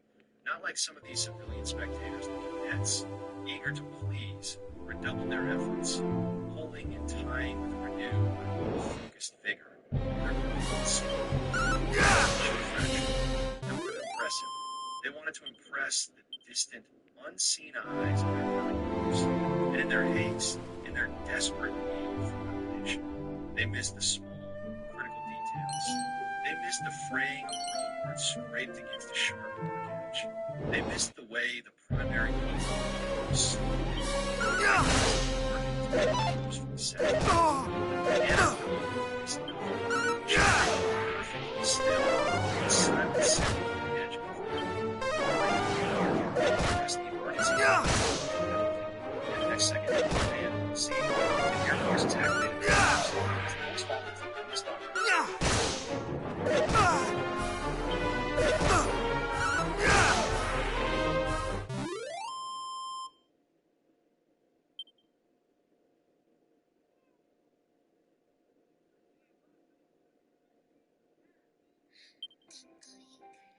Pay attention. The billionaire just opened the hotel room door to find his only beloved daughter being humiliated by a thug. He quickly stepped forward and pulled the thug away. He caught the thug and unleashed a set of military boxing moves. For the first time. She turned. Was I supposed to know my 7-year-old was hiding a knife behind me? After all, she still slept with a knife and asked me to check the monsters under her bed. Her name was Amy, and she was the youngest and smallest of my 3 kids. When the front door slammed at 3 a.m., she was sitting on the living room couch and saw her immediately. Why are you up, sweetie? Do you want Daddy to come help you relax? He slurred. Maple didn't answer. Her small hands were gripping her pajama pants. I woke up and rushed downstairs. Maple, go to your room. Now. She ran past me and up the stairs through the kitchen. I heard her feet hit every step. My husband's eyes locked on mine. You're turning my kids against me. He was just bed. I whispered, already backing away. He grabbed my arm so hard I felt his fingers dig into the same parts from last week. He threw me against the wall. My head cracked against the picture frame. The shard sliced my shoulder. Don't tell me what to do. He screamed in my ear. His breath breathed. This happened every few weeks. Last time, 3 weeks ago, he broke our 15-year-old son Patrick's ribs. 2 of them. 12-year-old Sophie had learned to stay in her closet during these nights. She'd hide behind the hanging clothes and put her hands over her ears. Last time I found her asleep sitting up, her legs numb from not moving. Maple was different though. She usually slept through everything. I'd been grateful because she never saw or even knew what her father became when he drank. At least I thought she never knew. My husband stumbled into the kitchen. I followed, trying to keep myself between him and the hallway so he couldn't go upstairs to the kids. He ripped the cabinet doors open, took the plates out and smashed them against the walls, looking for his pills. I threw them out, I heard myself say. You need to get help. My words were interrupted by him grabbing my hair and yanking my head back hard. I heard my neck crack, then he shoved me. The back of my head hit the wall hard. Pain shot through my spine and I felt myself fall to the floor. I honestly thought I was paralyzed. I could barely move my legs. He took one look at me, then the stairs, and started heading for the kids' rooms. My blood froze. I couldn't let him reach the kids. I crawled towards the knife drawer. My hand shook as I quietly pulled it open, reaching for a large kitchen knife to try defend us. The same knife I'd hidden just in case a few hours ago. My fingers searched the drawer, but the knife wasn't there. How was that possible?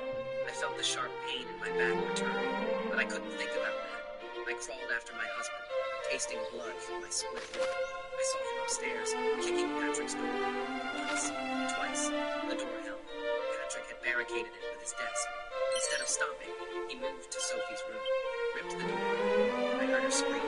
By the time I reached the top of the stairs, he was dragging her out of her closet by her arm. Dad, please. I'm sorry. I'm sorry. He threw her aside. She hit her dresser hard and tumbled to the floor, sobbing, holding her shoulder. I tried to crawl to her. He kicked me back. I fell into her arms and my vision blurred. My husband stood over me. Then he turned and stumbled down the hall, towards Maple's door. No, I choked out. She's just a baby. Please don't. He'd never touched Maple before. She was his favorite, the only one he never hurt. But I guess tonight was different. He opened her door. I tried to crawl toward them, but my body moved fast enough. Maple was laying in her bed, full body hidden under her covers. Her nightlight cast a shadow against the wall. Come here, he said. Maple curled into a ball back against the wall. I said, come here. He took 3 steps toward her, towered over her. She was 7 and barely came up to his waist. Maple was shaking under her covers. She pulled them down and looked up, but her eyes weren't darting around. They were locked on him. He reached down for her. That's when Maple's hand shot under her pillow. She grabbed something from behind her, the kitchen knife, my missing knife. She gripped it with both hands and drove it upward into his thigh with everything she had. The blade went in deep with wet slicing sound. My husband screamed. He stumbled backward and grabbed at his leg. Blood poured between his fingers, soaking through his jeans. He fell against the door frame. His legs gave out. He crashed to the floor, his face white with shock. Maple stood there, still holding the knife, blood on her hands. You don't get to hurt us anymore, she whispered. I crawled to the doorway, my shoulder still bleeding, my back screaming. I saw my 7-year-old daughter holding the bloody knife. Then I looked at my husband. He was trying to pry the knife out of his leg, screaming, I'm gonna effing kill you all now. I forced my body to move. My back felt like someone was twisting a knife in my spine, but I had to get to Sophie. I crawled across the hallway floor, leaving a trail of blood from my shoulder. Sophie was curled up against her dresser, sobbing, holding her right shoulder. I reached her and ran my hands along her, checking for breaks.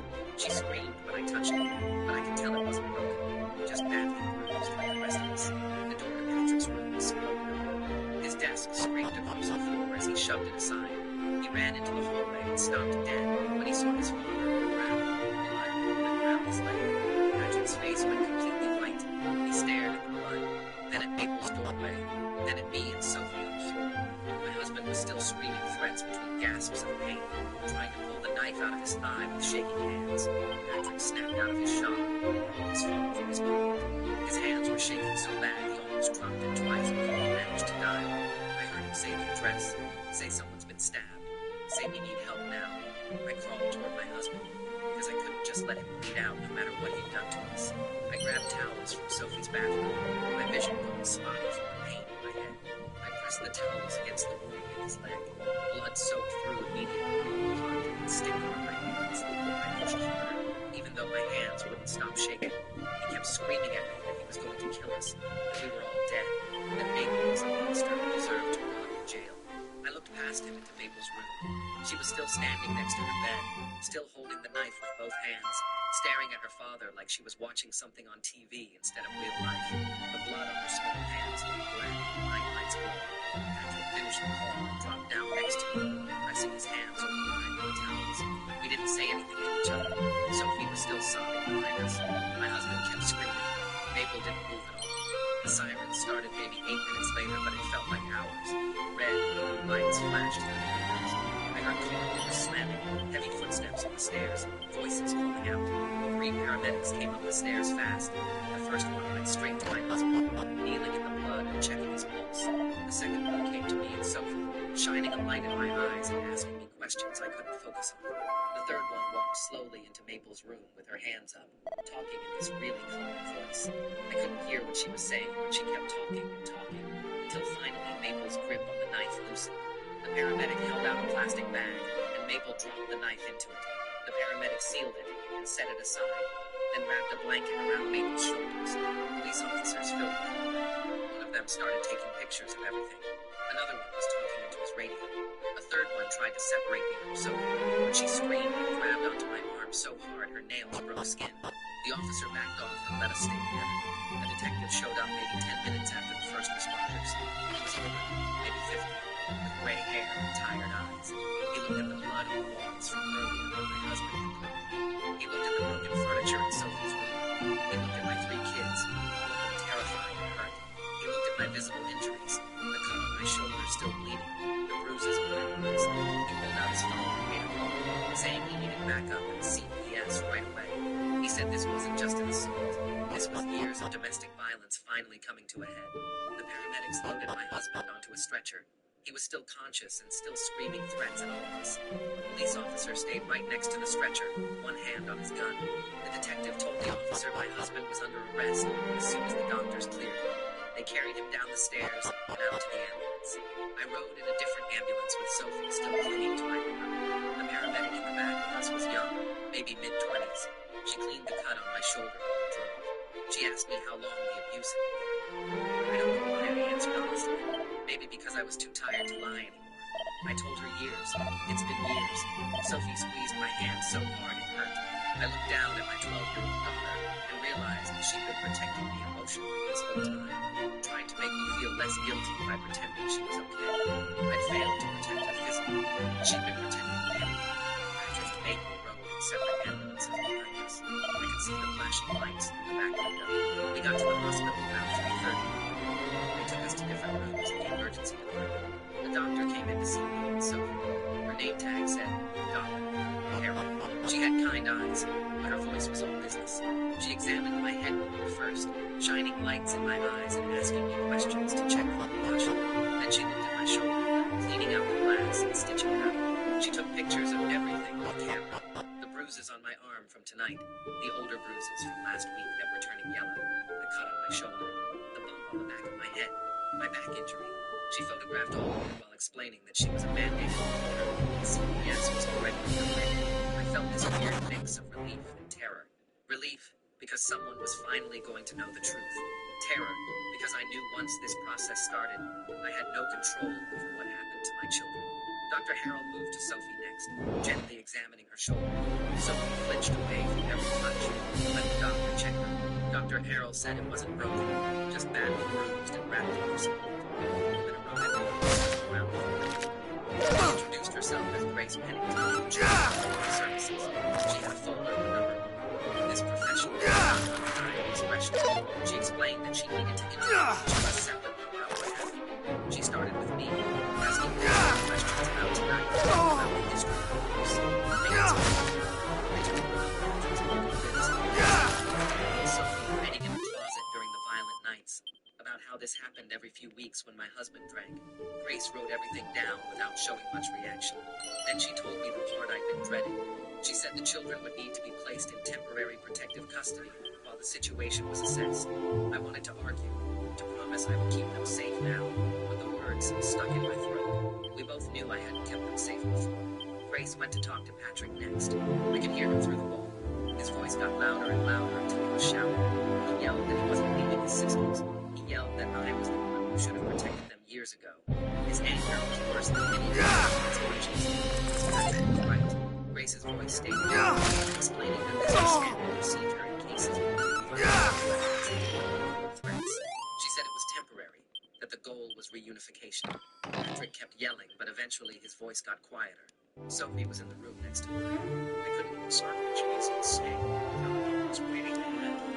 This man found the phone up lying at his door until Annie felt separated from his family. But then the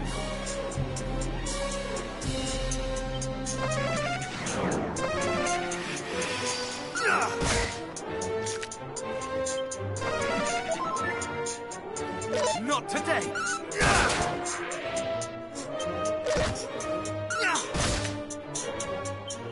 Not today!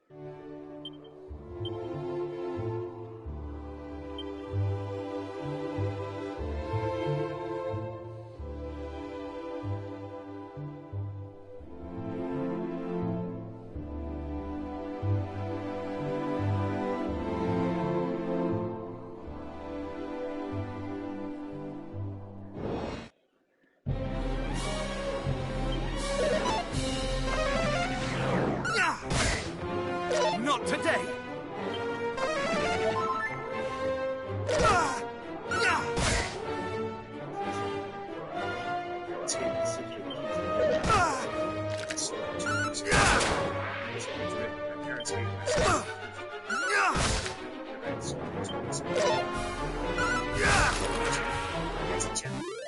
then smashed my laptop on my head before my final thesis. You don't deserve a future, you're just a leech. Mom laughed. They had no idea what I would do next. The sound of my laptop crashing against my skull still echoes in my nightmares. The crack of plastic meeting bone, the sharp edge cutting into my scalp, the warm trickle of blood running down my forehead. But what hurt me more than physical pain was my mother's laugh. Presentation scattered in broken pieces around me. I missed my son. I was stepping over the wreckage that was nothing.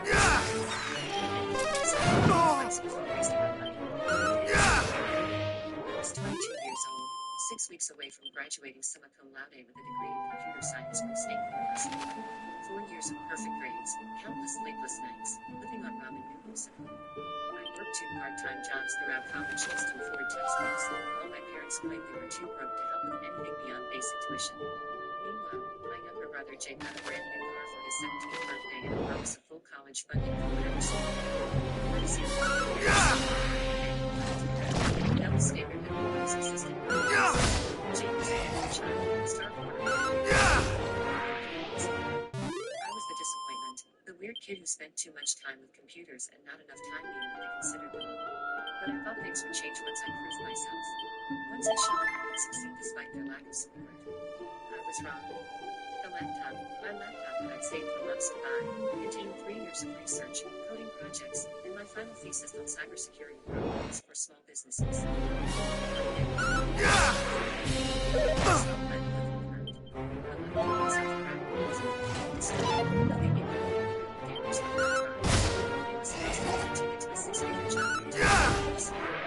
Instead, it was now a damaged piece of technology scattered across our kitchen linoleum with my blood on it. You know what the problem is, Sarah?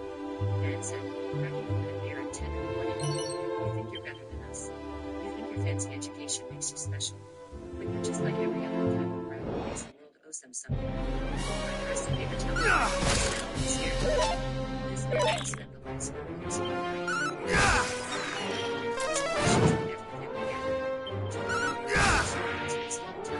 Nonsense when I should be finding a husband instead. I never asked for anything from you, I whispered. Bullshit, Mom snapped. Using our electricity, like your dreams, I'm a favor by going to school. Jake's out there actually contributing to school. Jake is currently in his senior year of high school. He had a couple job and spent most of his time working on production.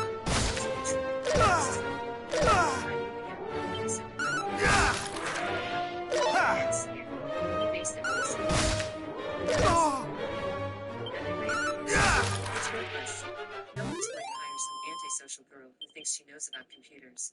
You're going to end up right back here in 6 months. Beg best to take me back. I'm not great. You don't deserve a future. You're just a leech who's been taking advantage of our kindness. The cut on my forehead needed 3 stitches, and the doctor asked me questions about how I'd been injured. I told him I'd been working on the table, which was technically true. They just left out the part about someone brought the laptop in first. He seemed skeptical but didn't push my insist that I was fine. In the clinic, I slept in my car in a 24-hour night. I couldn't bear to be in the same house as them for another second. I sat there in the darkness.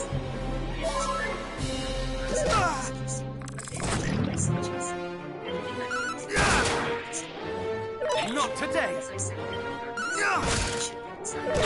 I began transforming. Something cold, calculating, and focused. They thought I was nothing without them? They were about to find out exactly what I was capable of. The first thing I did was attempt to recover my data. It took me 5 days of painstaking work at the university computer lab, but I managed to extract most of my files from the damaged hard drive. The impact had caused some bad sectors, but the data was still partially readable.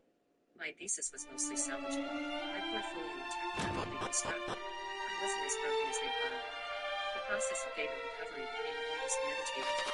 Hour after hour, I sat in that fluorescent computer lab, carefully extracting fragments of code and documentation from the damaged drive. Each recovered file felt like a single victory against their attempt to erase my future. Dr. Martinez found me there on the 3rd day, surrounded by empty coffee cups and determination. Sarah, honey, you've been here since 6 a.m., she said, pulling up a chair beside me. When's the last time you went home? I didn't look up from the screen. I don't have a home anymore. She was quiet for a moment, then asked gently, "What happened to your forehead?" I'd forgotten about the stitches, now hidden under a bandage but still visible. I told her everything: the laptop, the violence, my parents' cruel words, sleeping in my car, the urgent care visit. She listened without judgment, her expression growing more concerned with each detail. "You can't live in your car, Sarah. It's not safe. I don't have anywhere else to go. And I can't afford an apartment until I graduate and start working. Dr. Martinez made a decision that would change everything. You're staying with my family until graduation. No arguments. My daughter Lisa is away at grad school, and her room is just sitting empty. Maria and I would be honored to have you." I tried to protest, but she wouldn't hear it. That afternoon, she helped me gather my belongings from my parents' house while they were at work. We filled her car with my clothes, books, and the few personal items that mattered to me. I left a note on the kitchen counter: "Gone to stay with a friend until graduation. Don't contact me." Living with Dr. Martinez and her wife Maria was like entering an alternate universe where families actually supported each other. They celebrated my small victories, offered encouragement during difficult days, and treated my academic work with the respect it deserved. Maria, a social worker, helped me process the emotional trauma of what had happened. "What your parents did wasn't just cruel, Sarah," she explained one evening over dinner. "It was abusive. Physical violence, emotional manipulation, systematic undermining of your self-worth. These are classic elements of family abuse." "But they're my parents," I said, still struggling to accept the reality. "They fed me, clothed me, paid for college." "Basic provision doesn't excuse psychological harm," Maria replied gently. "Love isn't transactional. Real parents celebrate their children's Hear me. achievements. They don't destroy them." Can you hear me? Dr. Martinez You nodded. must meet with Rubis, spirit of the land, without protection. You might stand against the darkness, seek out means of summoning her, Those or bringing conversations her were back to honest. us. My parents' behavior wasn't The about fairies me. will, It was about their own insecurities and able to character. help you. This realization Must was both liberating and heartbreaking. find. The second thing I did was accept the job offer I'd been sitting on for 2 weeks. Microsoft had offered me a position as a cybersecurity analyst in their Seattle office, with a starting salary of $85,000 and full benefits. I'd been hesitating because of the role moving across the country, leaving behind everything familiar. But familiar had just brought a laptop in my head out of my reach. I called in that same day from Dr. Martinez's kitchen. "My name's Jenny, is it not?" "Sarah Chen." The HR representative sounded surprised. "We weren't expecting to hear back from the CC. You made a decision about an offer." I said, looking out at Maria's vegetable garden where she was teaching neighborhood kids about sustainable farming. "I accept. When do you need me to start?" "Well, 6 weeks then. Give you time to finish any school obligations and get your relocation. We can help arrange relocation assistance if you want." 6 weeks is perfect. I could hang now. I sat in that sunny kitchen and cried, not from sadness, but from relief.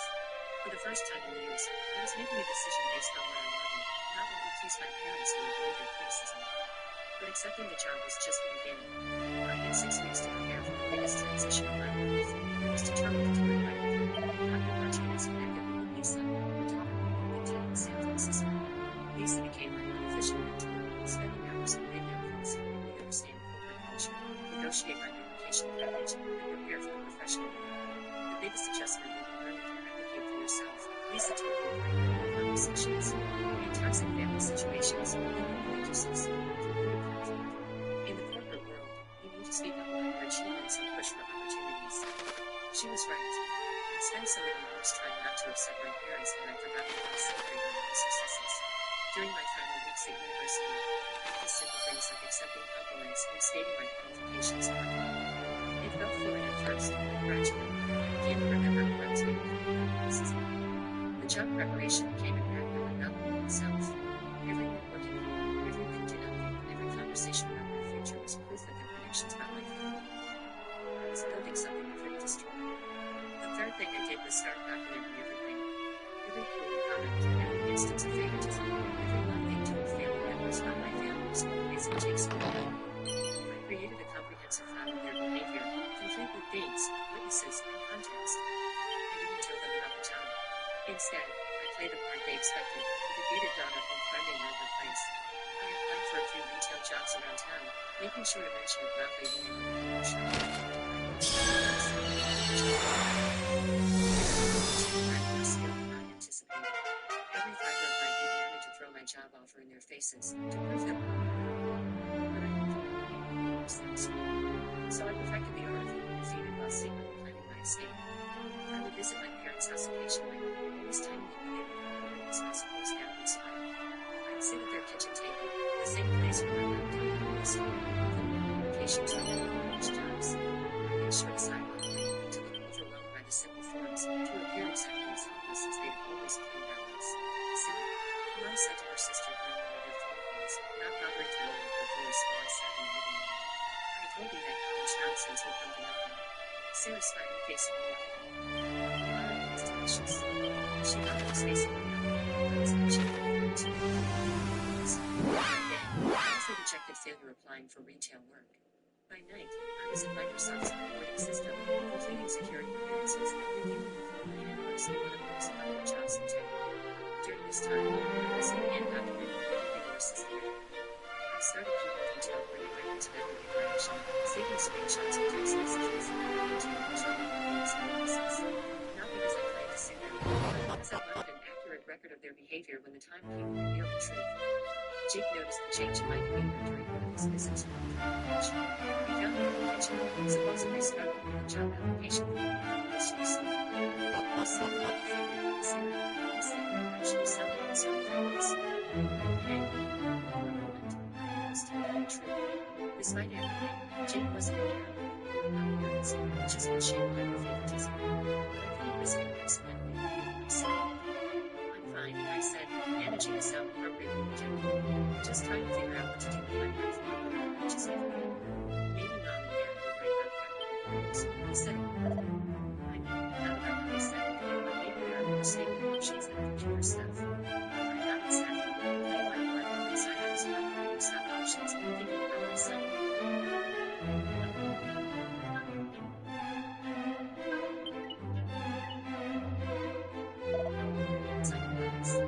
The performance became easier over time, partly because there was a grain of truth in it. I was mourning, not the loss of my future, but the loss of a family that always would run right beside me. Every day I pretended to be their broken daughter was another day of accepting that these people would never be the parents I deserved. But it was also empowering. For the first time in my life, I had complete control of the information they desperately wanted. They thought they knew everything about my situation, but I held all the cards. The power dynamic had shifted completely. They had no idea. The fourth thing I did was rational. Some of them lying, just as planned. My parents didn't attend the ceremony. They said they were too busy with Jake's baseball game. That was fine by me. I didn't want them there anyway. My favorite professor, Dr. Martinez, took photos of me in my cap and gown. She'd been like a mother to me throughout college, and she was the only family member who did not want. "I'm so proud of you, Sarah," she said as we walked across campus after the ceremony. "You've overcome so much to get here. What's next for you?" I smiled, thinking about the plane ticket hidden in my desk drawer. "I'm going to change my life, Dr. Martinez. Completely." 4 weeks after graduation, I was still playing my mother-daughter role at home. I told my parents that the retail jobs had rejected me, and no one wanted to my useless to Gwylin. They ate it up, using it as confirmation of their moving. Gwylin, Princess of Tantagel. It is to you, and only you, that I might speak. I am Lupus, mother to the land of Alfgard, and I hereby entrust to you a message, a foretelling of how this world might be saved. Listen, a great darkness threatens Alfgard. Take the sphere of light in hand and seek out a place of safety. In time, one will come to you, a youth who bears the blood of Erdrick. Hero among heroes, impart to him this message that I entrust to you. Guide him on his quest. But I didn't stop there.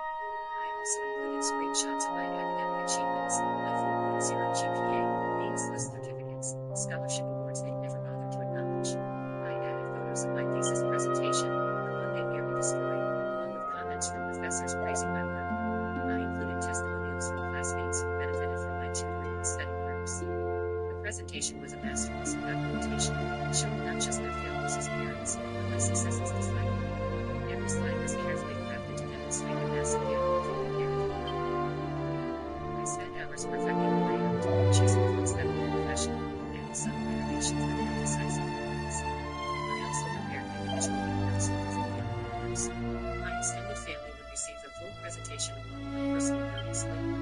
game, your heroes will die. A lot. With every defeat, a new hero takes on. Princess, we have come far and fast. Perhaps it would be better if we rested. We need not do so for my sake. Come, let us continue. Information to understand why it disappeared so suddenly. My schedule will be sent at exactly 9 a.m. next morning, along with copies sent to all of our extended family members, family friends, and neighbors. I want everyone to know the truth about Sarah Chen, not the failure narrative my parents have been spreading, but the real story of a daughter. What is this power I sense?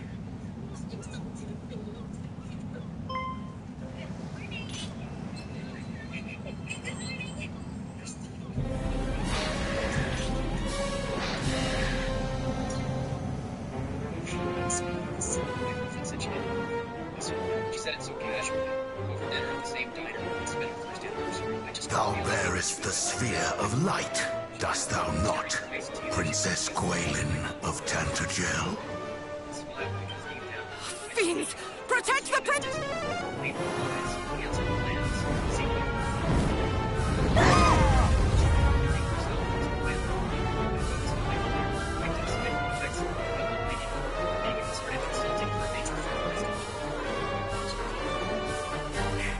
What is the meaning of this? I am the Dragon Lord, Master of Masters, King of Kings. King of Kings? Thou art naught but a monster!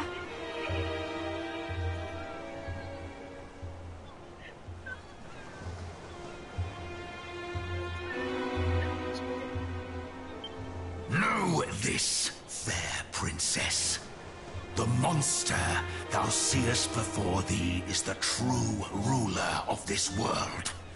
All others are naught but pretenders.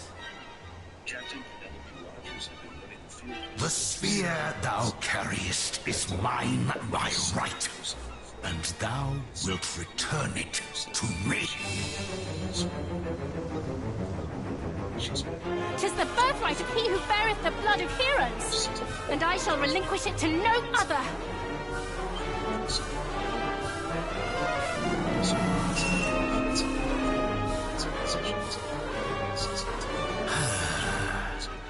So Rubus watcheth over thee. Then let us see whose power is the great.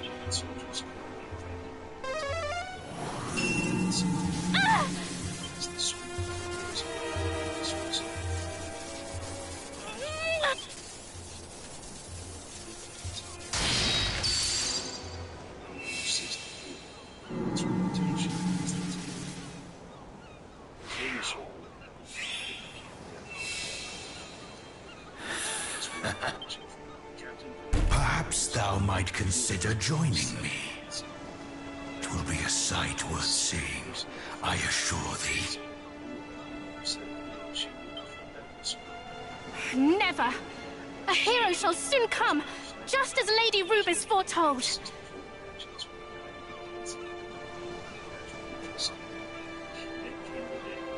The darkness thou servest shall not be suffered to thrive. He who is blessed with the power of the light shall see to that! A hero. Let him come.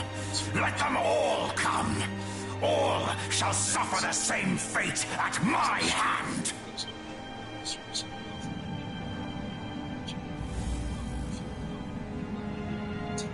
Majesty, might I suggest we take the princess, willingly or no?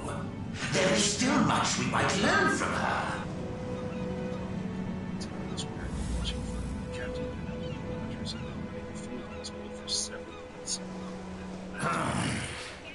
Those of your accursed ilk are ever presumptuous.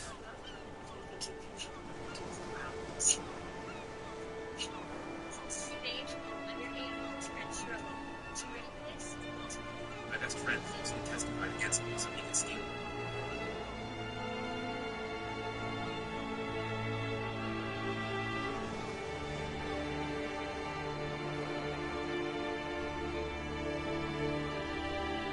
bulldozer, slid the final stack of documents across the conference table and said the words, "Congratulations. Very well. This is officially Do as thou wilt. something in my chest back then. I have what I came for. I felt like I wasn't just renting time.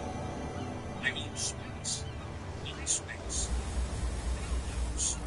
A two-story brick wall with a porch wrapped around the front, like it was giving us a hug. No landlords. No police raids with microscopic print.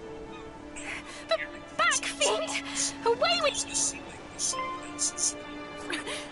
My wife, Sarah, squeezed my hand hard enough to cut circulation. Tears shone in her eyes. The kids, Ethan and Nolan, climbed under the conference table and pretended it was a fort. Even our lawyer looked emotional. Though in his case, I think he just liked watching people enjoy paperwork. The best part, this property was outside any homeowners association. Sarah was the one who insisted. She worked in real estate and knew too many horror stories. She called HOAs tiny dictatorships with an aesthetic fetish, which sounded funny until I learned people actually got fined for having the wrong shade of beige on their shutters. So she hunted like a sniper, filtering listings, researching zoning maps, checking county registries. When she found this house, quiet streets, mature trees, no HOA, it felt like fate. We went all in, our savings, my promotion bonus, and were relieved after we sold my parents' house. A whole process emotionally, but they would have wanted us to have this. They always dreamed of a home filled with grandkids. We moved in on a Friday. Sarah stayed with the kids while I handled the heavy artillery, meaning furniture, with my buddies. I called in every favor owed to me since high school. In return, I offered pizza, beer, and the privilege of hauling my embarrassingly heavy sofa. The house was empty, but full of possibility. Bare floors, blank walls, and the energy of a fresh start. My friend Mark backed his pickup onto the driveway, and we started unloading our lives. Boxes labeled in Sarah's careful handwriting. Kitchen, kids' room, Christmas stuff, do not open. And furniture that had survived too many rental apartments and one disastrous attempt at assembling IKEA under the influence. By the end of the first day, we had moved twice as much as planned.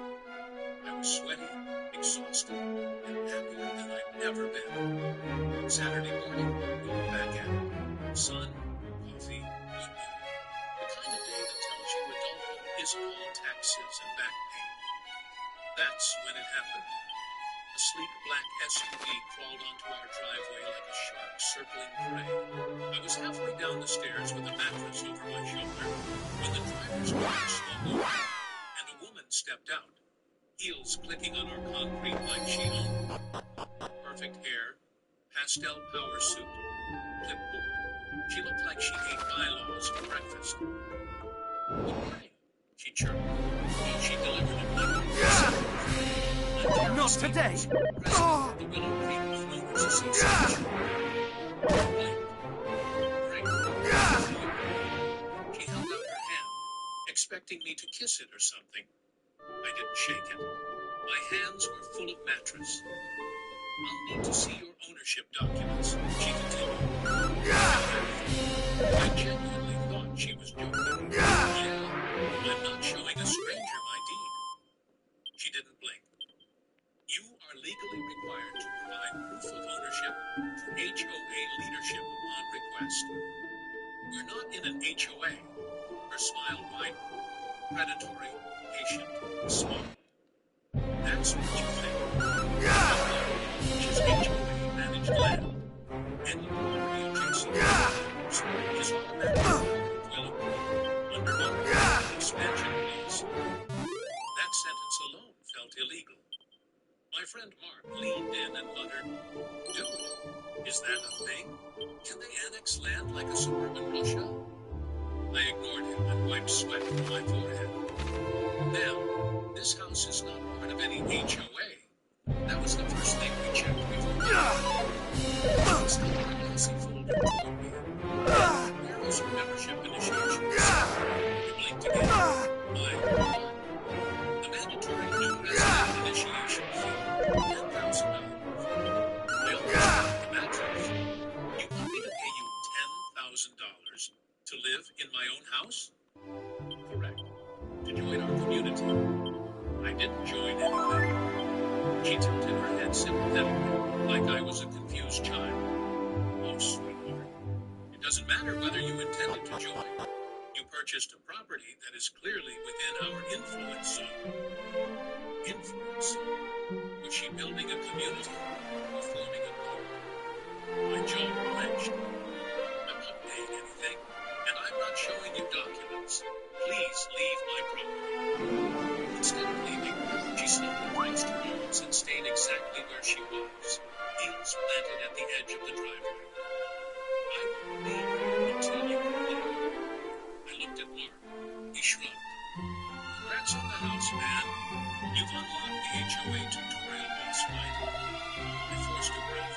I did not want to start my new life by yelling at a stranger with weaponized confidence, so I walked away, lifted another dresser, and tried to ignore a pair of judgmental eyes drilling into the back of my skull. But a knot was already forming in my stomach. Something told me that this wasn't all. I really tried to ignore it. I went back to hauling furniture with Mark and the others, hoping that the woman in the pastel suit would just take the hint and vanish back into her HOA-branded SUV. But after nearly 20 minutes, she was still there, standing perfectly still at the edge of the driveway like a retail mannequin with a stereo-ready lens. Eventually, I walked back over. Ma'am, I'm asking you again. Please leave my property. She didn't move. I'm acting in accordance with HOA protocol.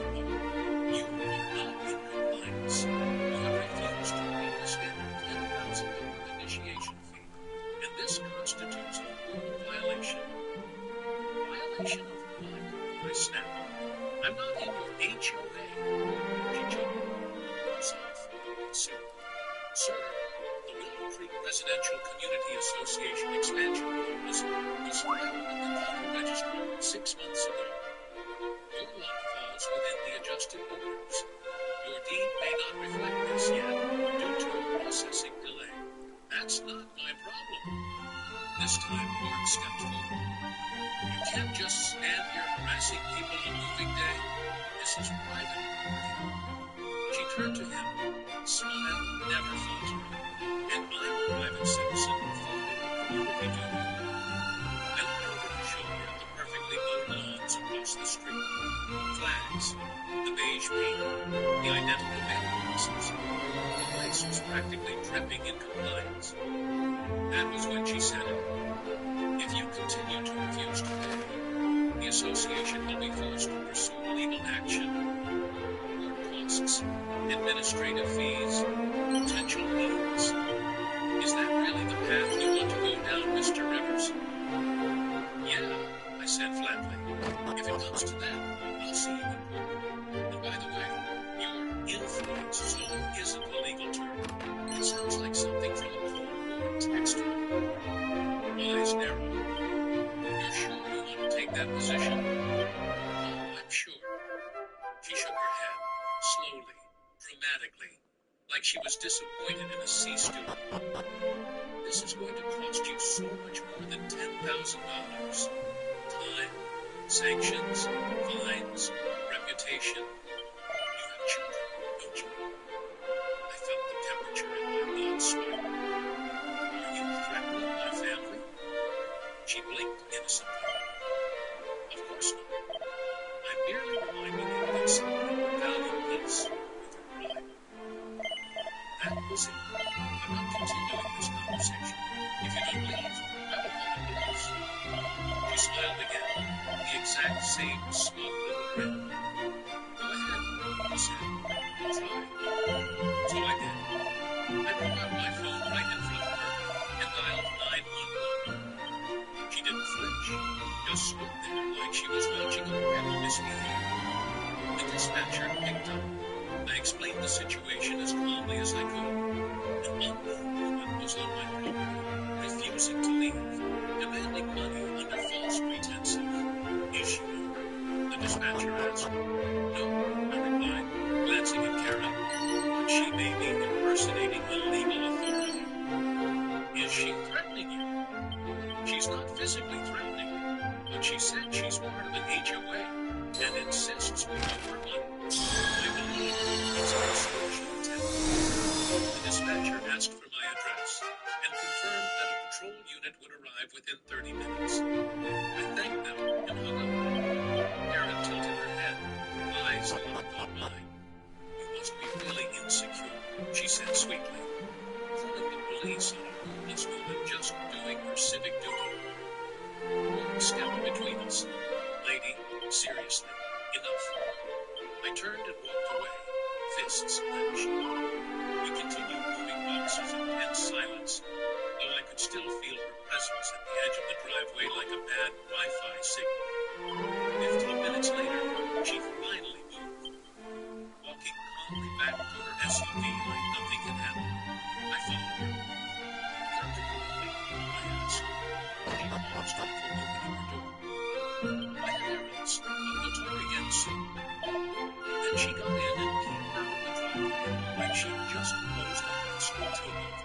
I memorized her license plate and added it to a notepad on my phone. Labeling it Karen the Menace.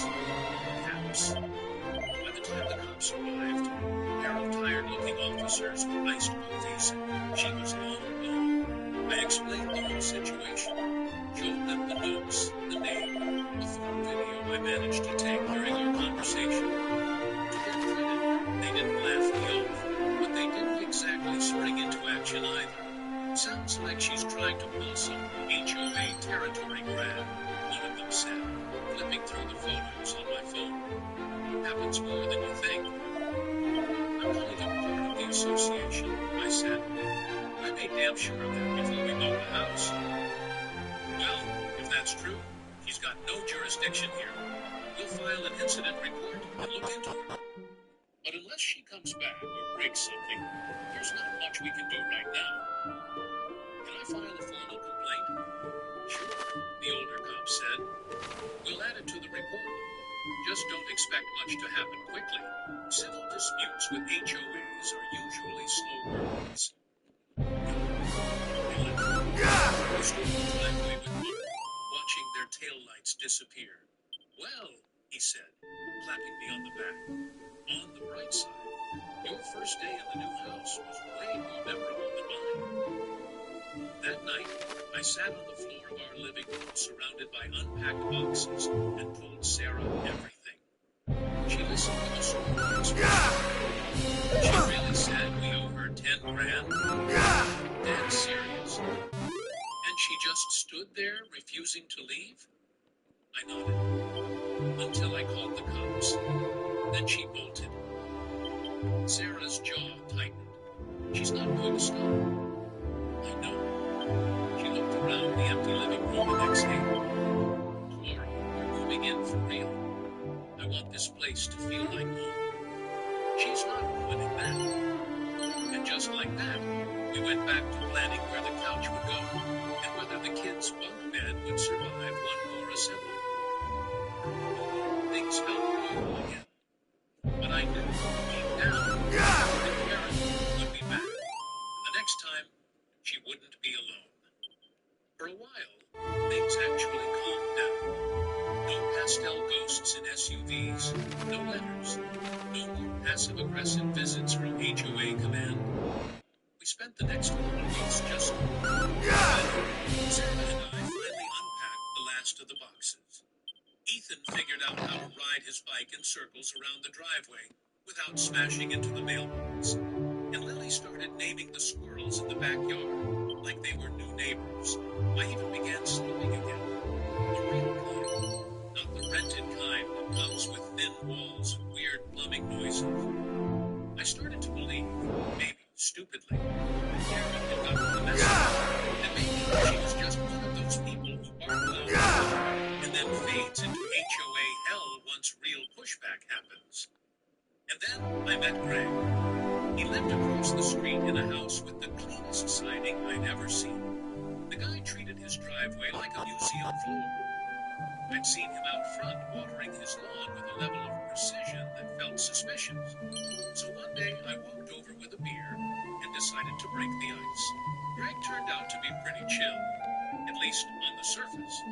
Divorced, worked in IT, loved talking about passive income, and how he was thinking about installing solar panels to get ahead of the curve. One thing he mentioned caught my attention fast. "You've had a run-in with Karen, huh?" he said, taking the beer without hesitation. "Yeah," I muttered. "You know her." Greg exhaled like I'd just asked if he knew death. "She's been trying to fold the rest of the street into the HOA for years. She's not technically allowed to enforce anything on houses that weren't part of the original subdivision. But she's persistent. You're not the first new homeowner she's targeted." That got my attention. "She's done this to other people?"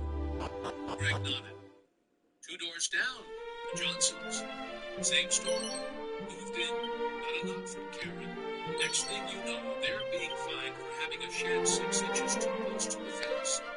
They couldn't take the stress. Sold the place after 6 months. Is Mary helped? Find a buyer." That gave me pause. "What kind of buyer?" Greg shrugged. "Some investment group. Flipped it in 2 weeks. Got HOA approved. All I know is Karen's tight with some developer out of North Atlanta. Been pushing to consolidate the neighborhood. Sound later as a clean, HOA-managed community." I stared at her. "So she's straw-buying homeowners, pushing them out, then handing the property to her buddy, the developer?" "Basically." Something warm glowed in my spine. I remembered how confidently she had said, "You'll lose, Lou." Greg tapped the side of his porch with his foot. "She gets people to give up. Pressure, paperwork, citations, and when that doesn't work, real estate tactics scare them into thinking they'll lose everything." I looked at his house. Spies. Cameras mounted on all 4 corners of the roof. "She never come after you?" He smirked. "I installed cameras after her first visit. I don't engage. She doesn't like people who don't know her." That night I couldn't sleep. My stomach was tight. I got up around 2 in the morning and walked around the house, checking the locks, staring out windows into the dark street. Just before I went back to bed, I noticed something turned to the frame of our front door. An envelope. No postage. No return address. Just our last name scrawled in ink, aggressive person. I opened it. Willow Creek Residential Community Association. Notice of mandatory fee. Adjustment. Immediate response required. The letter was 2 pages long, filled with legal-sounding phrases and formatting that mimicked official county documents. It demanded a $15,000 initiation fee for integration into the Willow Creek Community Framework, and stated that failure to comply within 48 hours would result in daily penalties and lien consideration. I laughed.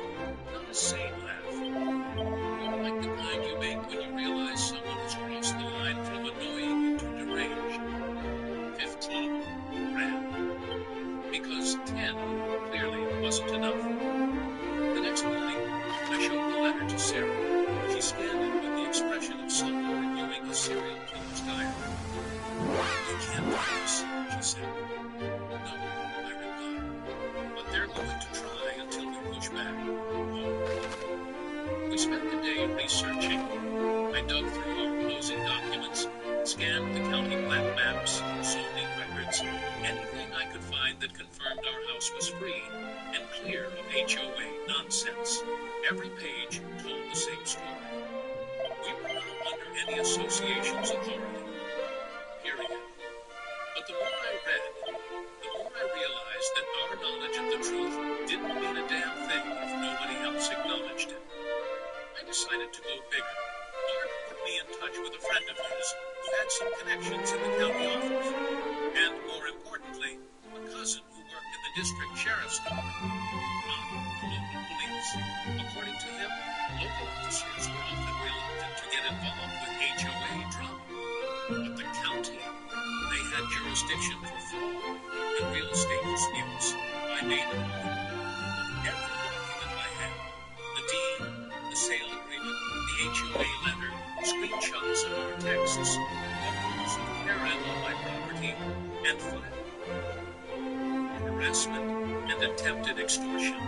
While I was there, I asked about my original police report, the one I filed the day Karen trespassed on my property and refused to leave. The woman behind the desk clicked around on her computer, then frowned. There's a report, she said, but no follow-up notes, no action logged. Nothing? She shook her head. It looks like it was marked as closed. Without contacting the person I filed against, she gave a tight smile. It happens. It happens. I left with a copy of the complaint in hand and a pit in my stomach. I wasn't done. That same afternoon, I met with a real estate attorney named Cindy Long, recommended by Sarah's office. Cindy specialized in HOA disputes, and, bless her cynical heart, treated people like Karen. I gave her the whole story. She leaned back in her chair, arms crossed, and said, "You might be sitting on the tip of a much bigger pile of shit." Her words, not mine. She promised to look into Karen's real estate connections. If there was a developer involved, especially one trying to forcibly consolidate independent homes into an HOA managed we would be dealing with fraud, antitrust violations, and civil racketeering. She told me to keep every line, record every conversation, and install cameras immediately. So that night, I bought 4 camera security on Amazon, and running down the internet things in the living room, I grilled my kids on the back panel. They didn't know what I did. All I did, and for the first time, I wasn't afraid. I was angry. I didn't sleep the night after meeting with Cindy. Not because I was afraid anymore. Those days were over. But because my brain wouldn't shut up.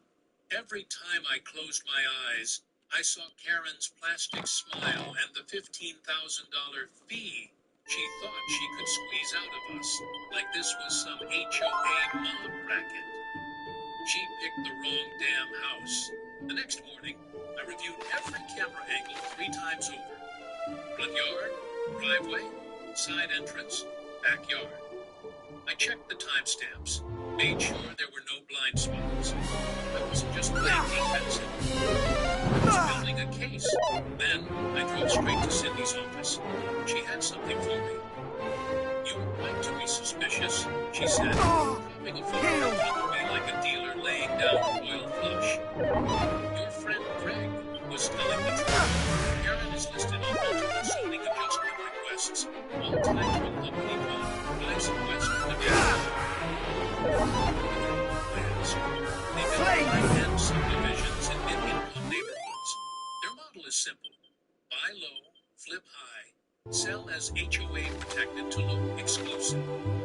But the tricky part is making sure enough of the neighborhood falls under their umbrella." She tapped the folder. "That's where Karen comes in.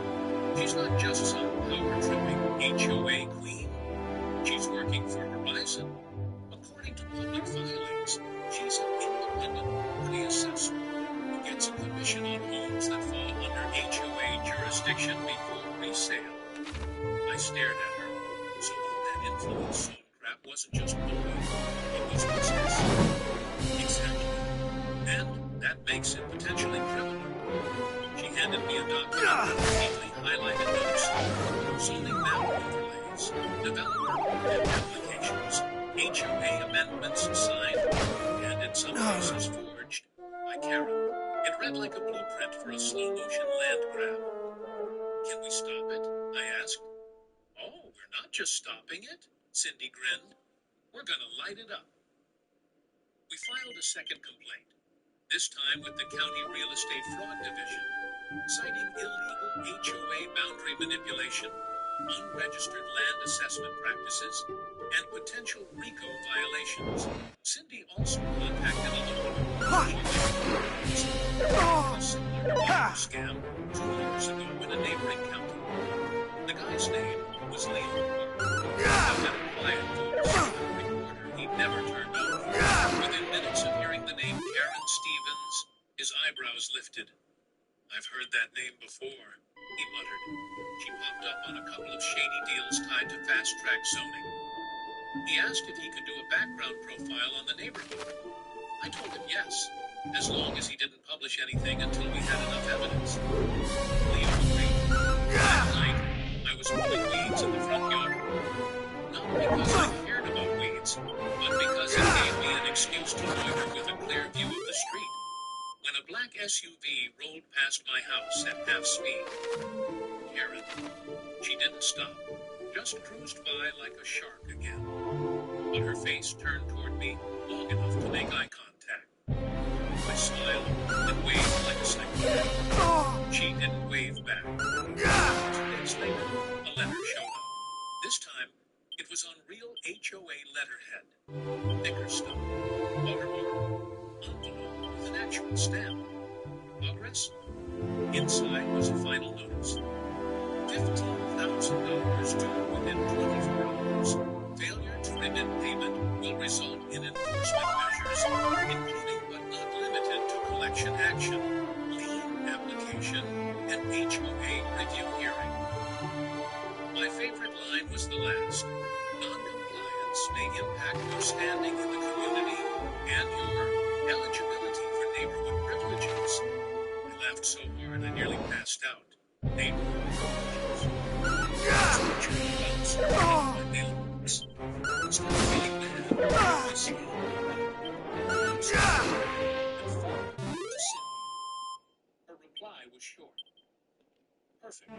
We've got mail fraud now.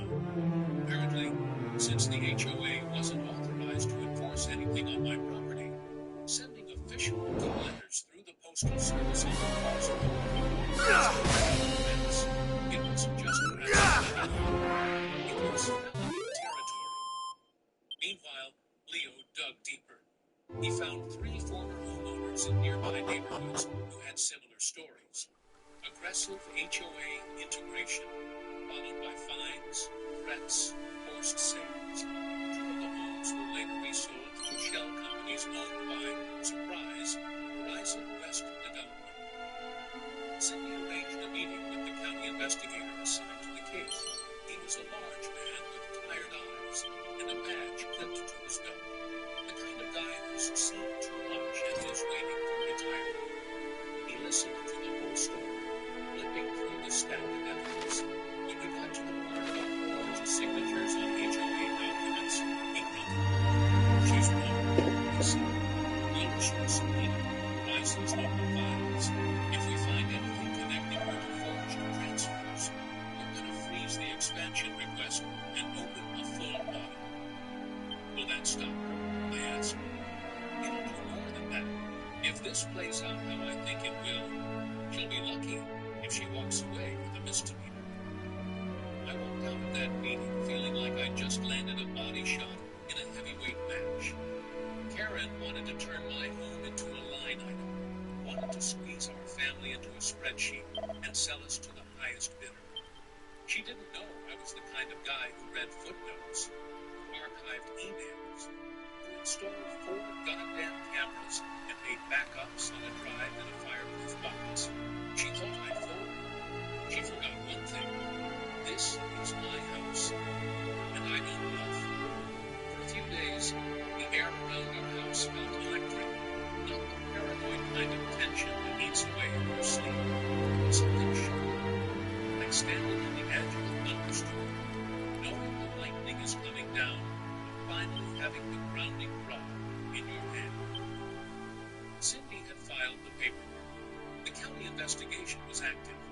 Leo was sniffing out blood like a journalist with a grudge. All we needed was one good push. It came in the form of an email. Subject line, Wolf Creek HOA. message came from a burner account. No name, just a few lines of text. She doesn't act alone. There's a file box in her garage with fake signatures and pre-filled forms. Horizon pays her through a landscaping company. I used to intern for her husband. I can't say more. I checked the mailbox camera footage from last Thursday. She's not collecting letters. She's collecting signatures. I read the message 3 times, each pass slower than the last. Then I logged the security system app on my phone. Thursday, noon. I found the clip. There she was, Karen, walking up to the mailbox of the Johnson's old house, glancing around like a cartoon villain, flipping through a stack of papers. She pulled out a manila envelope and slipped a pen inside. Then opened it. She didn't leave the envelope. He took it with her. Next day, the house. Secret. She wasn't delivering. She was fishing. Maybe even planting forged documents and mailboxes to collect later. I sent the footage to Cindy, Leo, and the county investigator. Cindy was This is it. We have intent. We have method. And we have impersonation of legal process. I'm filing for an emergency injunction.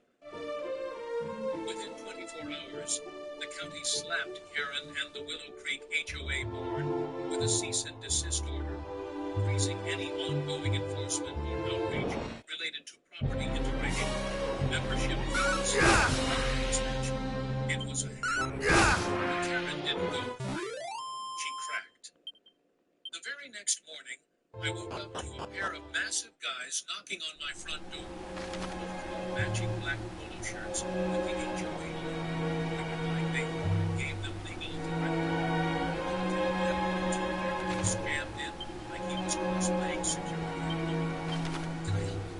I asked, already regretting not brushing my teeth before answering. Mr. Rivers, said the larger man, stepping forward. We're here to issue a final notice on behalf of the Willow Creek HOA regarding your delinquent fees and boundary violation. I blinked. You're joking. He held up a folder like it meant something. This is your last chance to resolve this peacefully. If you refuse, the board may pursue physical enforcement options.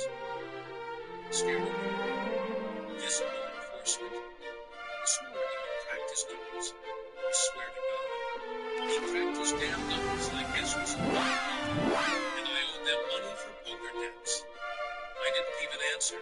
I just slowly closed the door and called the sheriff's department.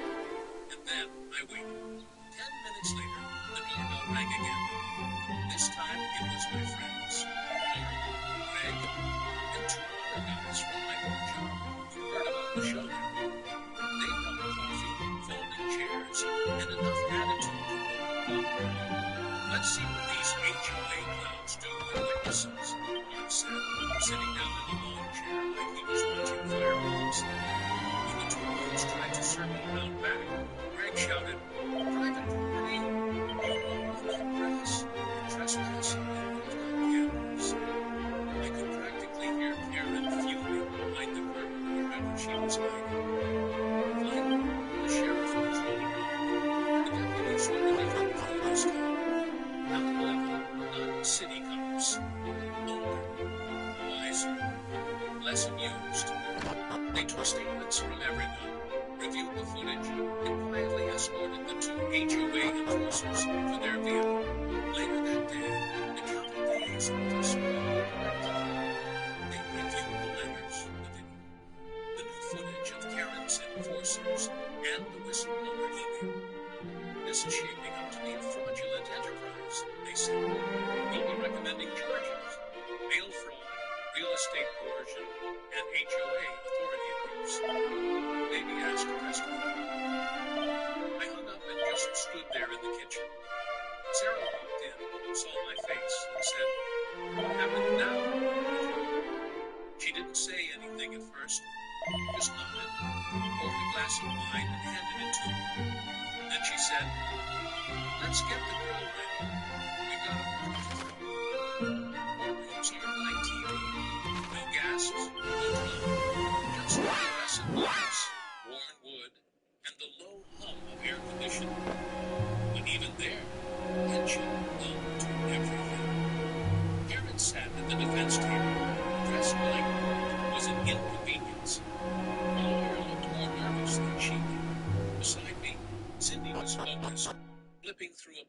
thick with evidence. Behind us, a group of neighbors sat in quiet solidarity. We weren't just fighting for my house anymore. Karen had been formally charged. Mail fraud, impersonating legal authority, attempted property coercion. Horizon West Development, a shady developer, was under separate investigation. But documents linked Karen to their commission system. One whistleblower even submitted an anonymous affidavit. The judge, firm and expressionless, Karen's attorney blamed everything on administrative confusion. Sydney County evidence, scams of claims, videos of Karen delivering bogus HOA reports, emails revealing her tactics, a fake landscaping company funneling kickbacks, a demand letter sent to me for $15,000 in fake fees. Then came the forged HOA vote document, signed by people who didn't even live in the county. That cracked Karen's mask, slightly. The judge barely spoke, but raised the charge. When the county investigator confirmed everything, Karen's false claims, unregistered property dealings, and fraudulent letters, the case shifted. Karen's attorney requested a continuance. Denied. Then a settlement. Denied again. Cindy leaned over and whispered, "They know they're screwed." The judge closed Karen's HOA and halted all HOA expansions in the county pending audit. A search warrant was issued for her home. As the gavel fell, Karen finally looked at me. Not smug, just blank. Like she couldn't believe it was over. I didn't gloat. I was just exhausted.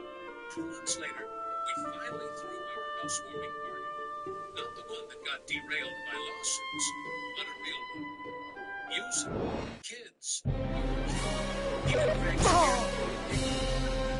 neighbors I barely knew stopped by to thank us. Not just for standing up to Karen, but for standing up at all. Turns out, many had been quietly bullied for years. One woman hugged me and said, "You gave us our street back." Karen wasn't there. Last we heard, she was under federal investigation trying to sell her house, which, ironically, wasn't zoned for residential use. This arrest about circulated, but all that felt distant now. The fight was over. What mattered was watching my son cannonball into the pool shouting, "We're kings of the block."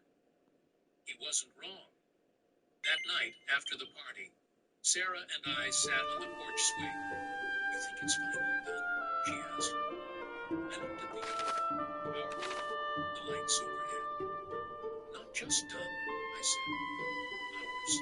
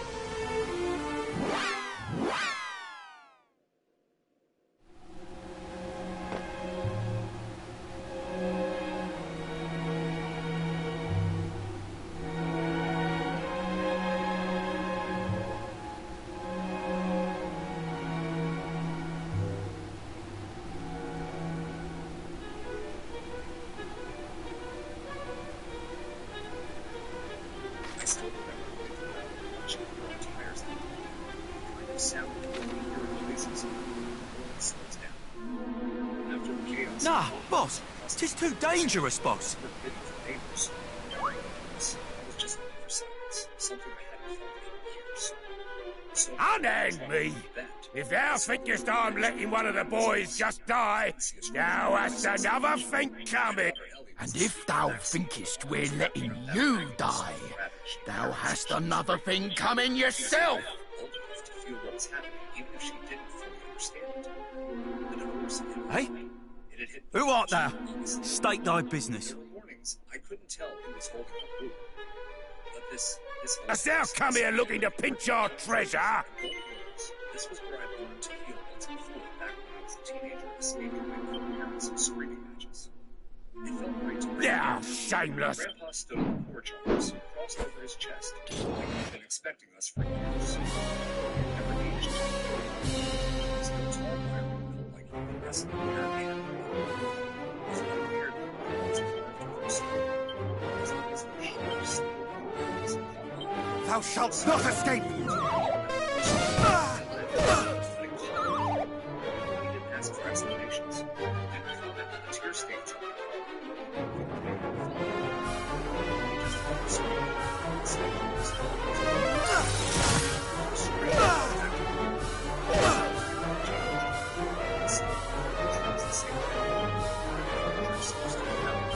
No mercy! Have at me! No! HOA suggested he modernize the landscape.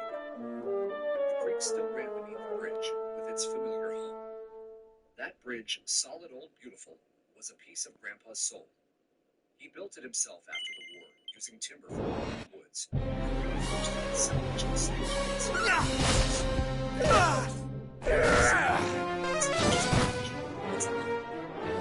between its arms and the page. I didn't understand what he meant.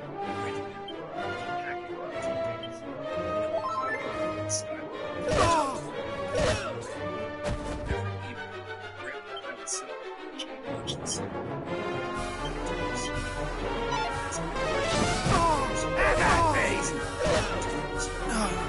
That's how he was quiet, but he missed nothing. About a week in, I noticed something. It started with a white envelope mailed to the front gate. No postage, no stamp. Just a letter from something called the Crescent Valley Estates, HOA Compliance. It said this is being a violation of aesthetic uniformity, expectations, and demanded No mercy!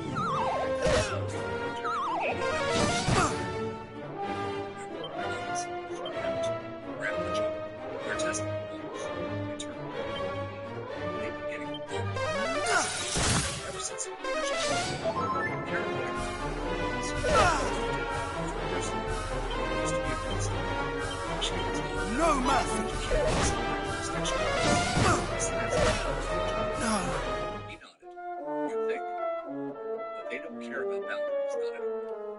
They care about control. A week later, Ellie came running into the house crying.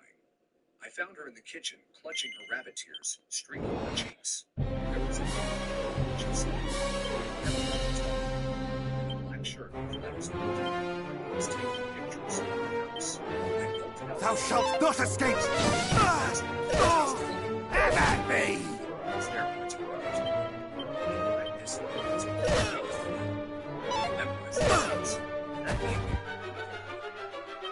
This complaint we had to go through was offensive, and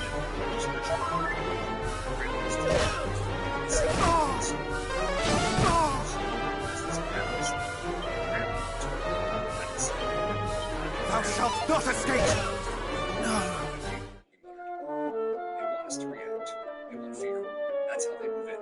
I'd seen this tactic before. Not with HOAs, but with people like my ex-husband. People who smiled while they twisted the knife. The next morning, Grandpa took me down to the bridge. He held the sign.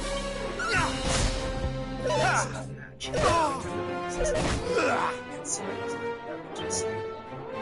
Despite decades of living inside of the apartments, original demonstrators. They think we're playing checkers, he said loudly. At this point, I consent. No! Are you planning something? He looked at me with that same calm I remember from childhood. No, I'm just finishing what I started. That night, I watched him sitting by the fire with Ellie curled up beside him. He told her stories about building the bridge with his own hands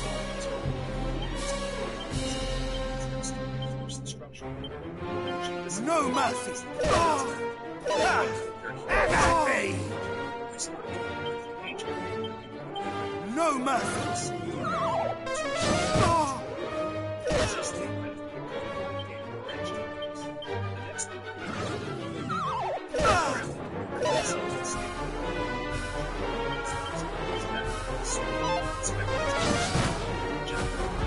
Not today!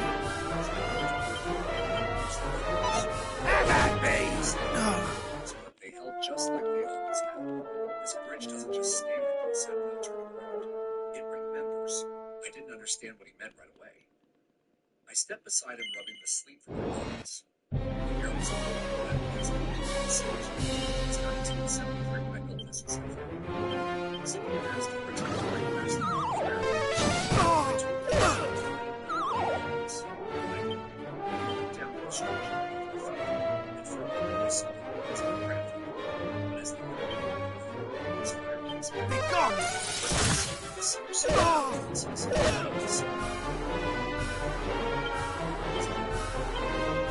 Thou shalt not escape! Behold me might! Intrudes, quotes, their threats, their trespassing. I asked if we should report the intrusions.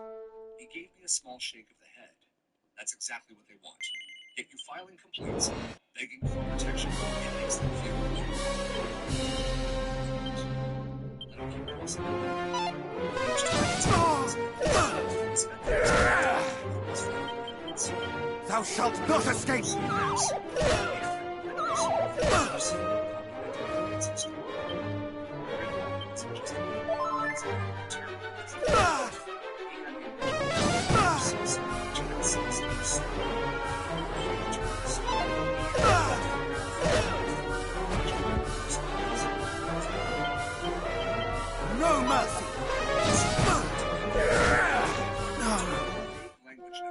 meetings he'd been invited to, and then accidentally excluded from. They had tried this before, subtle or slower. Back when Karen was still just a board member and not a self-proclaimed saints.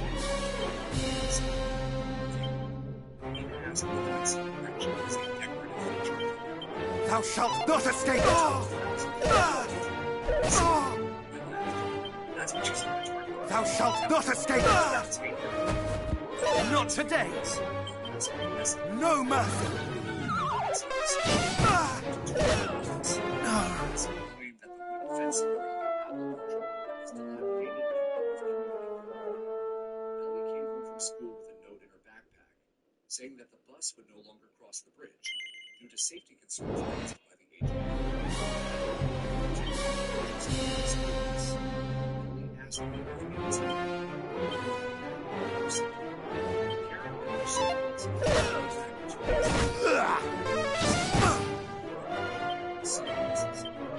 No mercy!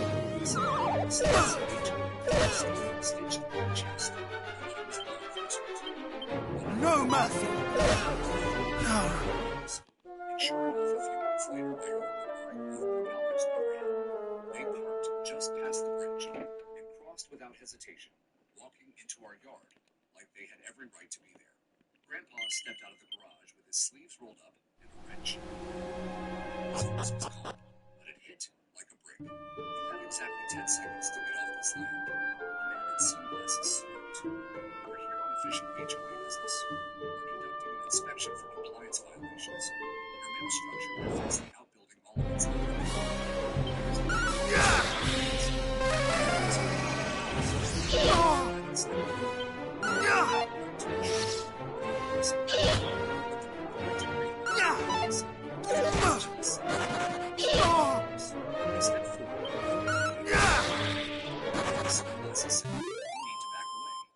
Interference with a compliance inspection transfer. Illegal, I asked, because I'd love to see the statue on it. They stared at me for a moment silent. The drone kept circling, but I noticed it hesitate. Either they realized I was filming or someone had finally read our law. Grandpa turned around and walked back toward the bridge. They laughed as he did lots.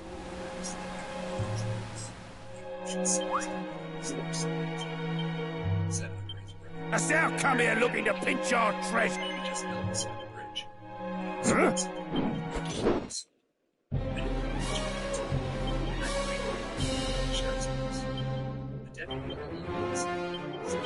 No mercy!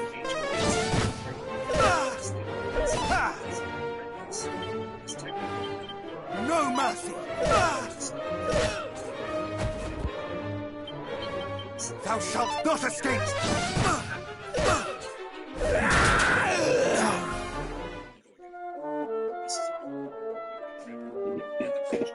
Later that night, I found Grandpa in his study hunched over his drafting desk. He was sketching something on an old blueprint of the bridge. His hands were the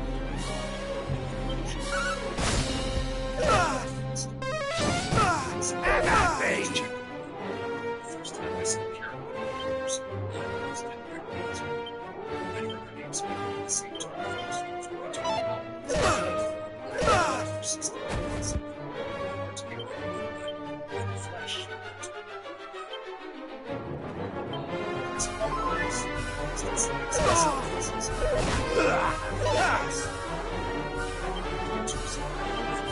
No mercy!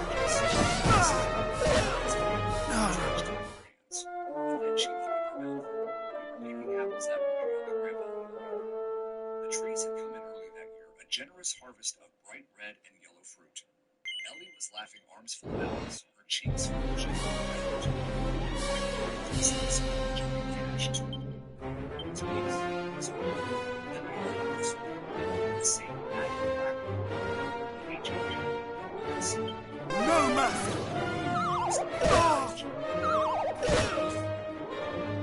Karen stepped out where she was descending from. Then stood back where she walked the bridge.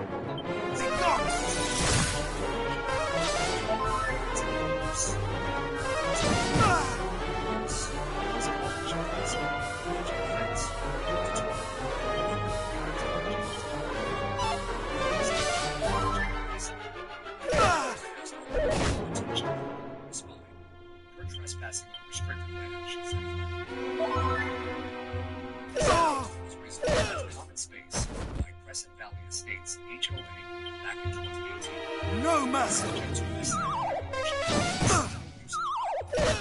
You can't just harvest fruit here without process. Crackle! It's been here for over 50 years. Your HOA doesn't have this. Karen pulled a folder from the bag and handed it out in a sentence. We sent multiple pieces. We offered a buyout package. We didn't extend credits. We didn't ask for credits. Grandpa said stepping aside. This bridge is the line. We crossed it. Karen's smile didn't reach her eyes. Trying to maintain standards. It's sort of unsanctioned agriculture. Introduced to the system of irrigation.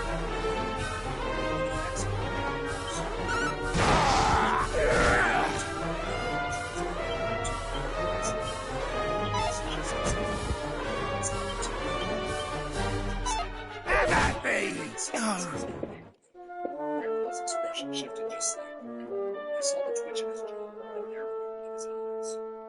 The thing about my grandfather is he never shouted, never blustered. But when he got quiet, when he went still, it's when he was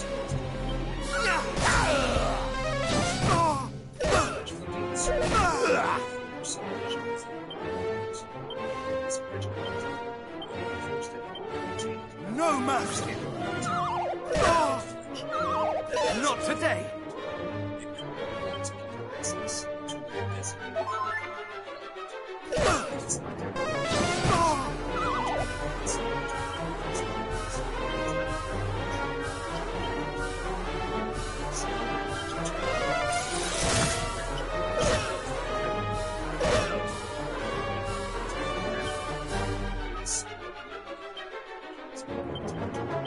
No mercy!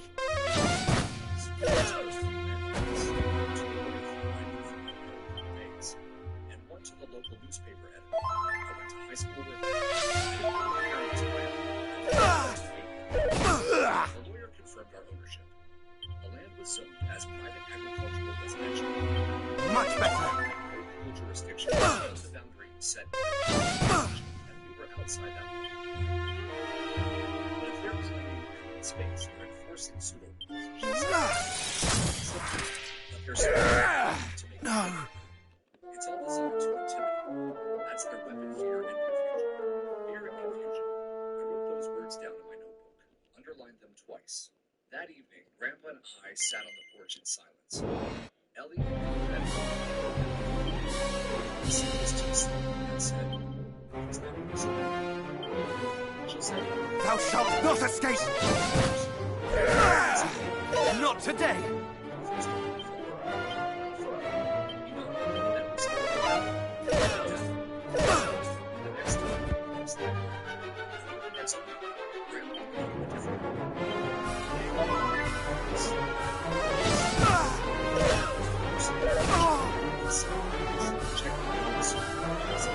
Thou shalt not escape!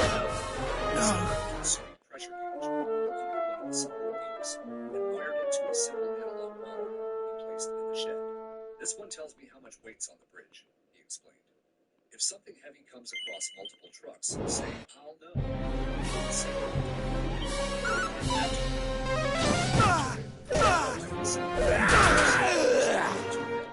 or wedged on the front gate. They accused us of hosting unapproved agricultural operations, of maintaining unsafe historical structures, and even suggested Grandpa was harboring hazardous materials. Laughed at first, when he was out of the store. She stuck close to the house, started executions. After upstairs.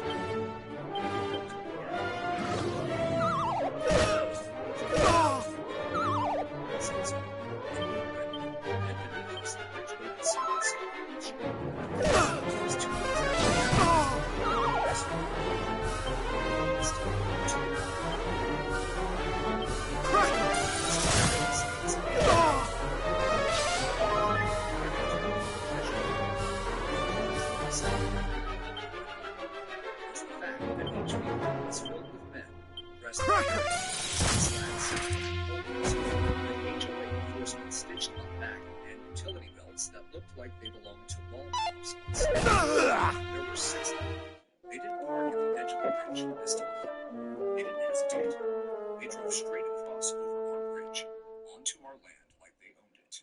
I was on the porch drinking coffee when I heard the crunch of gravel under tires. I saw them slide. Grandpa was already on his face, and we could stay behind the sense.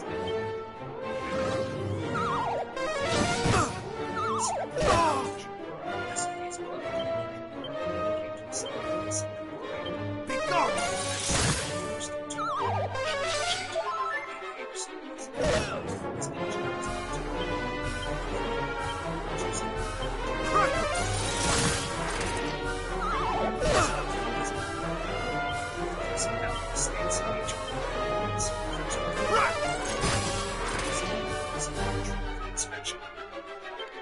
There is no such division, I said, stepping up beside That's me! Man, please stand back.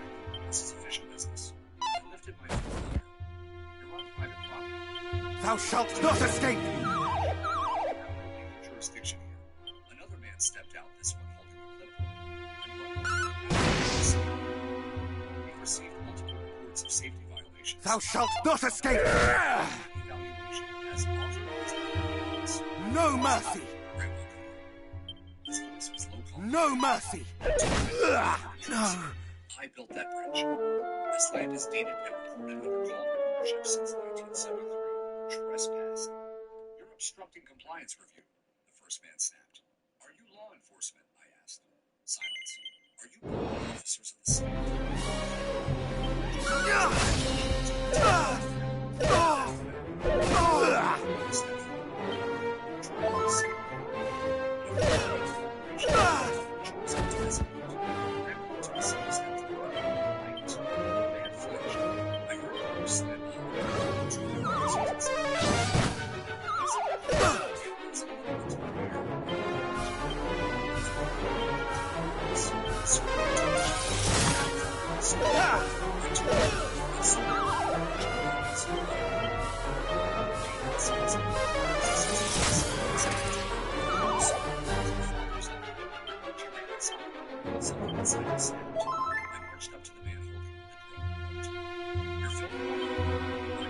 No mercy! At me! Violation of privacy law. Do you have a warrant? Take that thing down right now. You didn't move. Just gave a half. Thou shalt not escape! Behold me might! That is what Grandpa did something like. Albert turned, walked across the clearing and into the shed. The men didn't see him. No mercy! And pretending they had authority. I could feel the shift though. I knew that long. Heal! That silence. He wasn't mad. He was calculating. Moments Thou shalt not escape! beside the porch began to tick. The soft I recognized it. It meant the white threshold had passed. The threshold had bridge. As they said, Heal!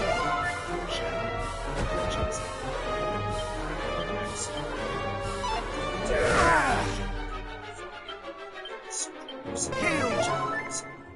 There was a click, a release. I didn't even have time to shout. No mercy! At me! The right side of the bridge groaned and dropped. Not dangerous. Just enough to tilt the foundation. Just enough. No mercy! This slowly tilt forward, and the men stumbled as they pushed into it. I pulled my finger out! The rear axle dipped into the shallow creek. The drone spun wildly before crashing into the waves. No mercy! Collapsed, but it had spoken. What the hell? No mercy! Sabotaged the bridge, another scream.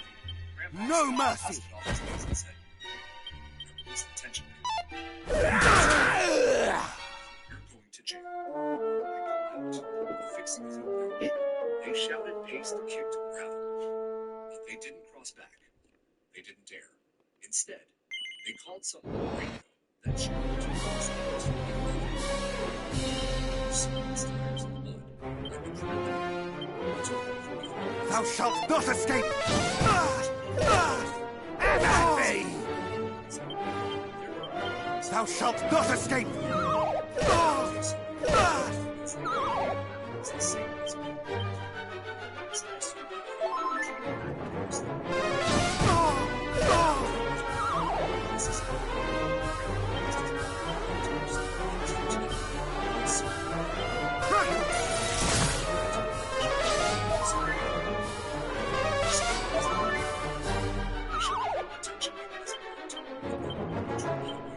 blood run cold!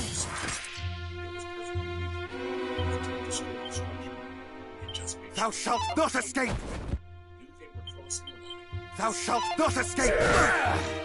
Just take the whole bridge down first. He looked at me, eyes narrowed by years and grit. Because sometimes it's more powerful to be honest. I went to bed that night not with fear, but with clarity. We weren't victims. Now came guilt. The sun was just peeking over the Thou shalt not escape! He pulled on his old military jacket and said 5 words that told me everything we needed to know about the kind of day. Hey, they're going to come back. I didn't question what he knew. Grandpa had that 6 sense. Being underestimated. To watch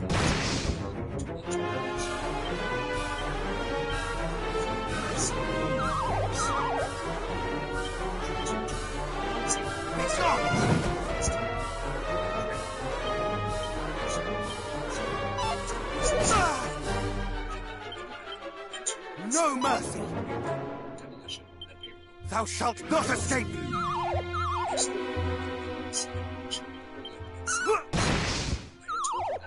Stay inside. Tension was thick enough to cut, even she could feel it.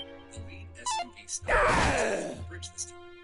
It was a deliberate caution. They hadn't forgotten this announcement. Karen stepped out from the passenger seat, clipboard in hand. Thou shalt not escape! Behind her, the HOA security guys fanned out. Heal! Grade 6 of them this time. All with radios, all with brand No mercy!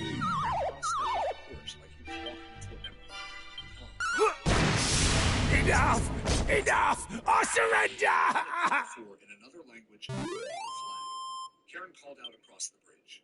Mr. Calder, we're invoking our right to remediate structural damage that pose danger to the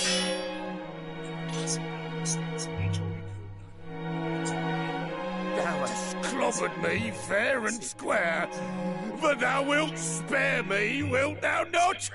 I swear upon my soul to... We have documentation that your bridge Cheers, ears! I'm Robin Hood, by the way. What do they call thee? Stand aside. Karen continued motioning to the two. 'Tis a fine old name, that. Yeah, I like it. And if necessary, dismantle the hazardous structure. Dismantle the hardware. Grandpa would take one step. The fork-tongued rogue doth claim that through his veins courseth the blood of heroes, boss. Is that so? And thou needst the thief's key for doing some heroic bits of... Surely thou dost not believe this twaddle, boss? Well, the thing is, see... This Erdrick, the hero who did save the world, worked for one of me ancestors, as it happens. Bloke taught them everything they knew, in fact. Cool. And if our friend here truly is descended from me great-great-granddad's most giftedest of pupils, that explaineth how come he just duffed me up so. Behold, the thief's key, heirloom of my storyline.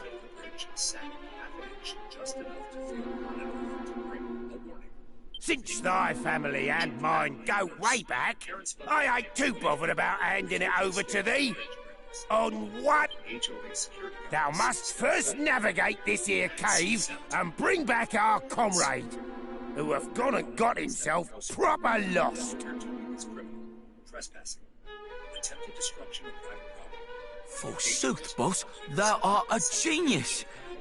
Well, what sayest thou, cuz? You up for it? Nice one. Verily, Oh, and just so thou knowst, there's supposed to be fairies in there what uses magic to confound all who enter, or something. And It survived a flood in 85 and a fire in 99. The only thing running around here is your sense of power.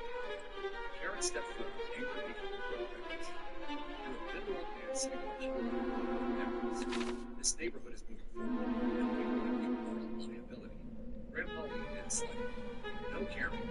People like me for no reason are still afraid to throw their weight and pretend it means something. But make no mistake, we're standing on the edge of someone else's life. This bridge will catch her. She stared at her.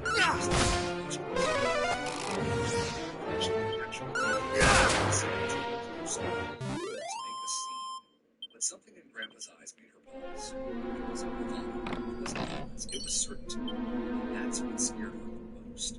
She backed up. This isn't over, she hissed. It never is, Grandma. But it is for today. She strolled back to the SUV. Change her mind. She left. And exhaled slowly. As we walked back toward the house, I asked, "You really would have dropped the bridge?" No. If they were on it, no. I'd never endanger a life. But I'd have left their truck stranded on the side and let them explain to the sheriff how they got it. And the mechanism, he smiled faintly. Don't tell the bridges to fall beneath, not to destroy, just to isolate. That night, I found Ellie drawing a picture at the kitchen table. It was of the bridge, strong and wide, with us on one side. What's this? I asked. Grandma scared me.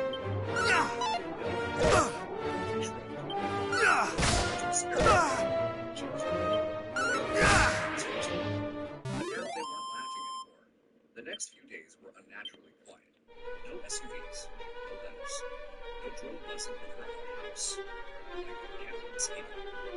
Even the crows in the orchard seemed more cautious, like the wind itself had an ear and was waiting to exhale. But we all felt at that hush before something breaks.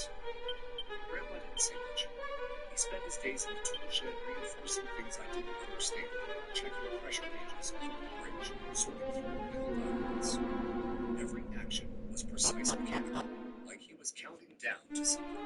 Ellie started sleeping with the lights on. While I barely slept at all, then one Friday, just after sunrise, it happened. I heard them before I saw them.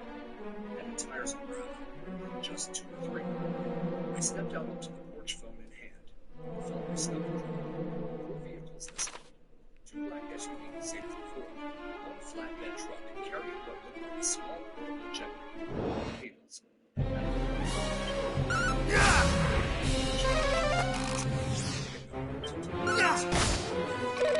Not today! Someone was in the sheriff's department. No markings, no uniforms. But it looked official. That was the point. They wanted it to be over. They pulled up to the bridge and didn't even pause this time. All 4 vehicles rolled across their combined weight, pressing down on the old timber that made my heart stop.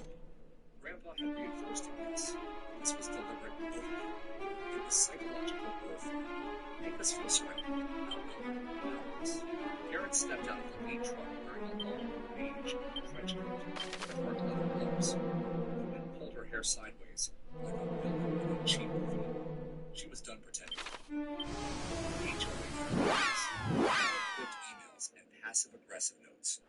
She was here behind him, and then filed out like they were ready for the raid. 2 carry toolboxes. 1 belt driver slumping her shoulder. He's not armed. Another one armed with what looked like a cutting saw. The flatbed lowered ran. His turret was a long cement sword. They were ready to tear down the bridge and all the side. The cable series. I glanced over my shoulder. He was by the shed. But he wasn't rushing. He was watching. Wait. I looked up as Cameron came forward.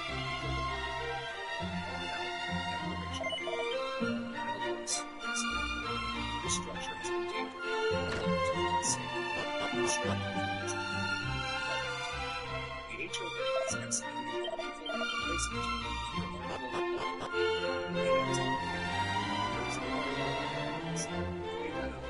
it's been jurisdiction. This land is she smiled. Says you. Says the king.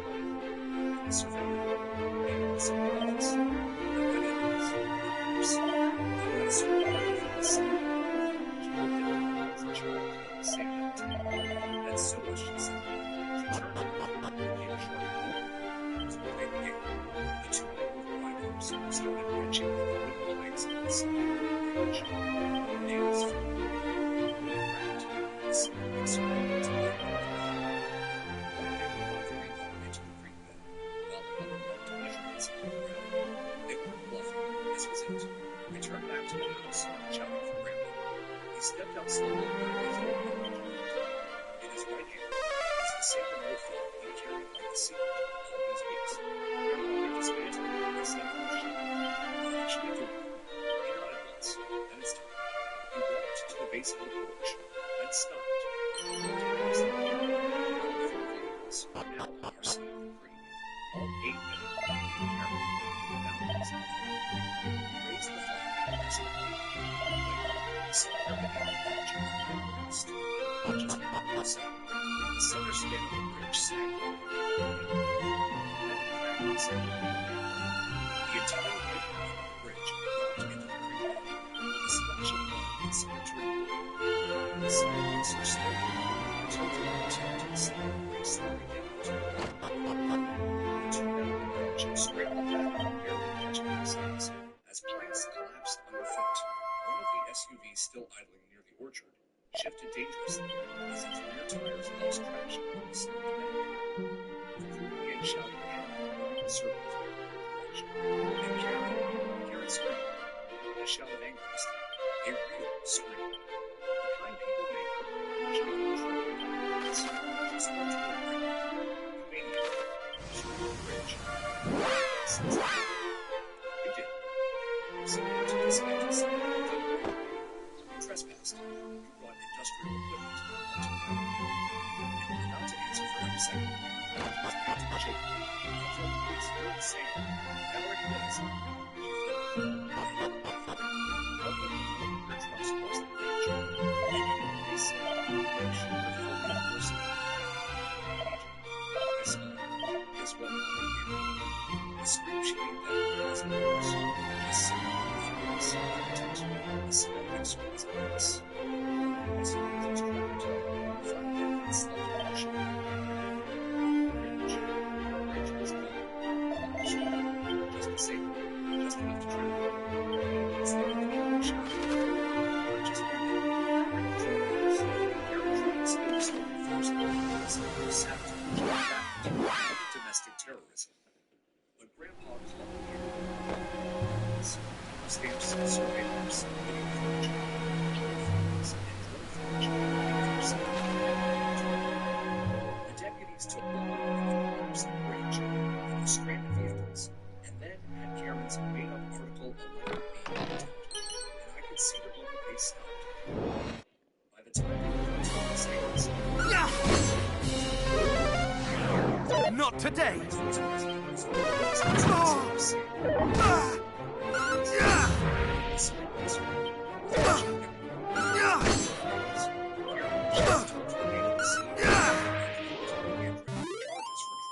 Destruction of private property and impersonation of municipal authority. One of the deputies left the island came close. He jumped into Grandpa's arms and whispered, "Did we win?" He held her tight and said, "No, sweetie.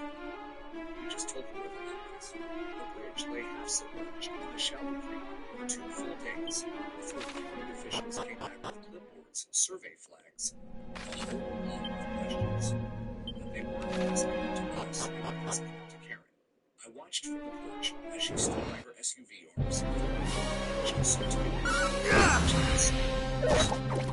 Her polished offensive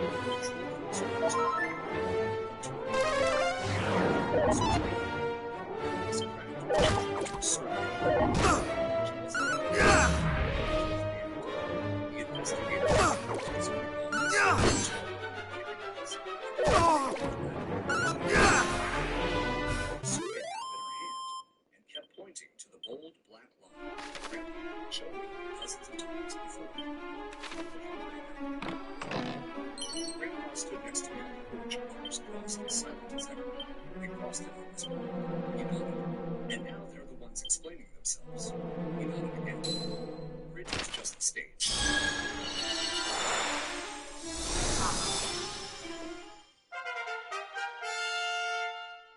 Okay. Yes, Sid. Did you go out there? No, I haven't. I forgot to until right now. Did you eat? No, I haven't. Half of the pizza egg is on the stove. Okay, I'll grab that when I'll grab that right there. I head out to the shop. Then actually, I need to do some stuff. That's gonna have to wait. No, actually, I'll do that tomorrow. No, no. What I meant is that I was planning to head out to do what I need to do tomorrow, not to pick up the pizza late tomorrow, Dad. Sorry for the misunderstanding right there. Well, just go down and get it. Still good. Bye. Get a plate. Go down and get Yeah. it. Okay, bye. Bye. Collapse is happening now. Word of what happened spread fast. Small towns thrive on gossip, and this story was gold. Within 24 hours, the local paper ran a front-page headline: HOA overreach ends in Creek chaos.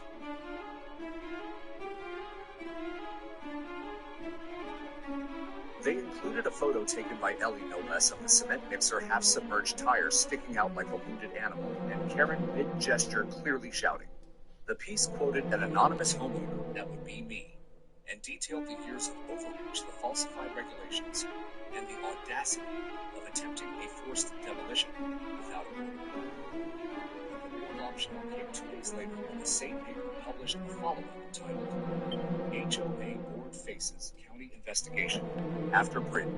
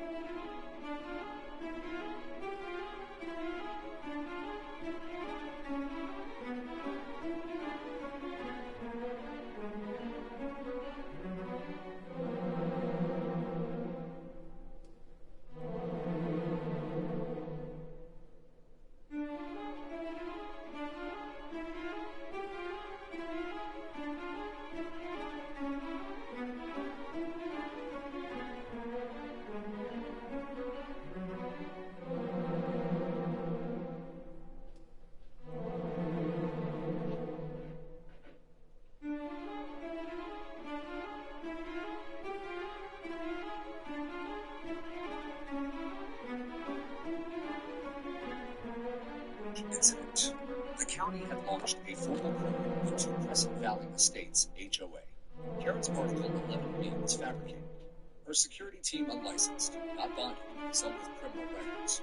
The drone usage violation of FAA rules, especially when flown over private residences without consent. The laborers she hired to tear down the bridge, unpermitted, undocumented, and untrained, for structural demo. They were already facing fines from the county labor board. But the biggest blow came when the county confirmed what Grandpa had said all along the bridge, and the land surrounding it were not within the HOA's boundaries. They had no authority. At worst, they had knowingly acted outside their limits.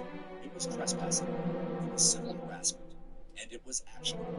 Grandpa spent the next week on the phone with lawyers not to sue, not yet, but to repair. He wanted every I dotted, every T crossed. He wasn't interested in revenge. He was interested in washing humility. Meanwhile, the HOA scrambled to save face. They issued a public apology, if you could call it that, on their website, blaming a misinterpretation of jurisdictional maps and a breakdown in communication between departments. They removed Karen's photo from the board member section. She was listed as on administrative leave, but the community wasn't buying it. Residents started holding impromptu meetings at the local library. People who had previously kept quiet about their own run-ins with HOA enforcement came forward. Stories about fines for the wrong paint color, for flying the American flag, for planting unauthorized vegetables in backyard gardens. The dam had cracked. Water was rushing through. One night, a woman named Melissa stopped by the house. She lived 3 blocks into the HOA-controlled neighborhood and had been fined $1,200 for installing a small ramp for her disabled son. The HOA said it interfered with architectural harmony. She stood on our porch shaking. When I saw what they did, she said, tears welling in her eyes. I realized I didn't have to be scared of them anymore. We invited her in. More people followed.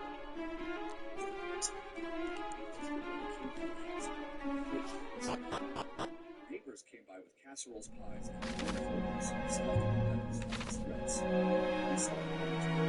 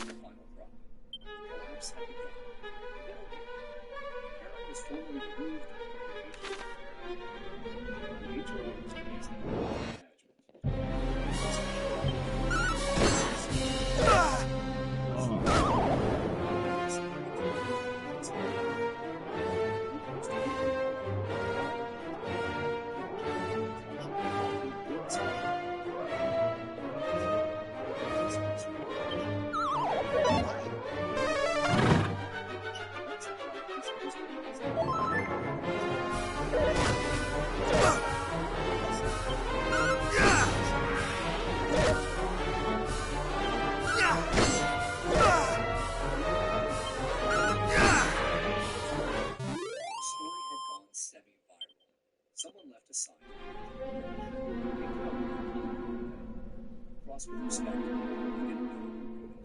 Let it stay. Just like the story. Just like the book. If it starts to slip, it doesn't help out. It crashes. It tries to fixing it. And Karen Whitaker, stripped of her title, and her false jurisdiction, is still fighting like a hero. But now she was the one on the defensive, and we were done. With the energy and gone from a dramatic local event to a trigger for something bigger. Moments by incident that we were just pushing back against a HOA and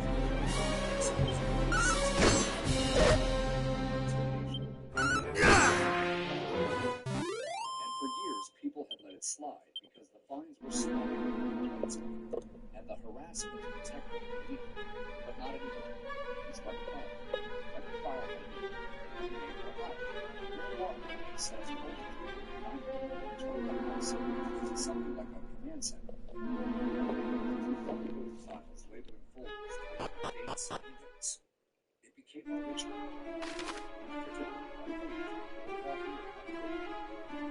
One case at a time. This is fun. Consent. The filing of the County Consumer Protection case. We've been cited for flagrant nonsense. We filed 6 formal complaints. 1. Trespassing and attempted demolition to the local sheriff's department. 2. Illegal drone surveillance of a minor to the FAA and CPS. 3. Misuse of HOA funds to the State HOA Regulatory Commission. Impersonation of law enforcement to the Department of Justice and Region. Defamation, harassment, civil service, AR 6. Code manipulation, fabricating ordinances to the municipal utility.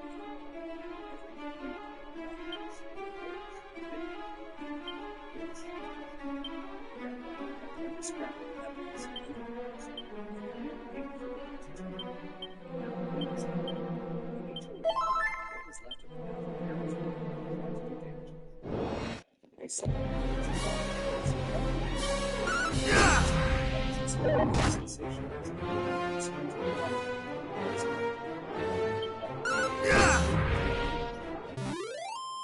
still not under your jurisdiction. Then we released a 10-minute video. It was Grandpa's idea. He didn't say much in it. Just stood by the edge of the broken bridge, hands in his jacket, and told the story slowly fact by fact. No anger, no theatrics, just truth. I added drone footage of the HOA trucks on our land, clips from the confrontation, a copy of the map with the boundary lines, and Karen's voice from the recording. And sweets.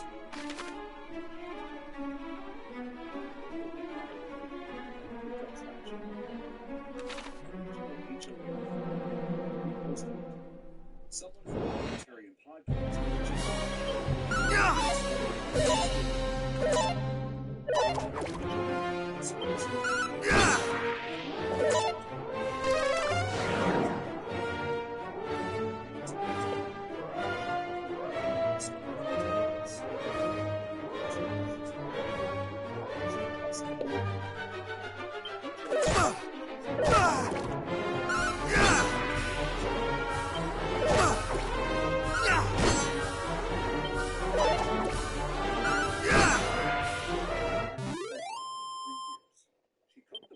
Cheryl said her hand shaking.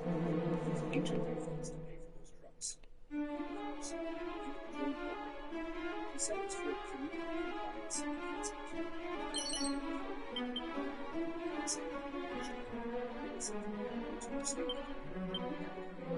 compliance enhancement. The county had already frozen the HOA's discretionary account by then. The HOA couldn't issue funds or fund applications.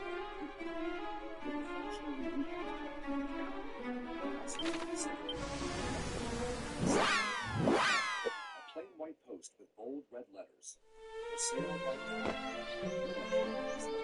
No tops or promises.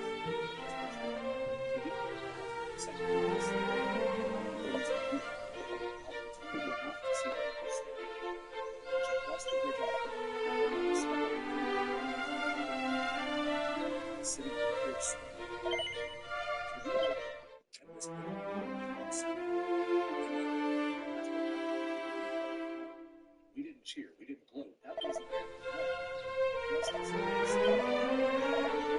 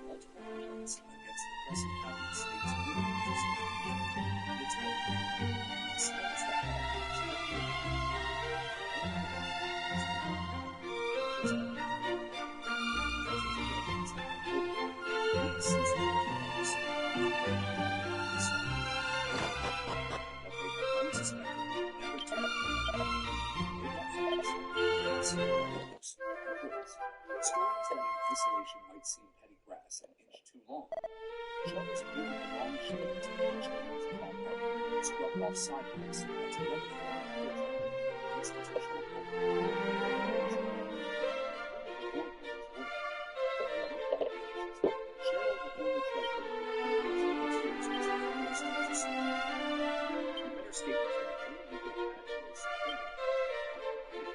listed every unauthorized expense. The down payment on the blacklist of fees, indicated lunches from the finest team, overseas, hotels, Tom Lafferty stepped up, placing a thick stack of gold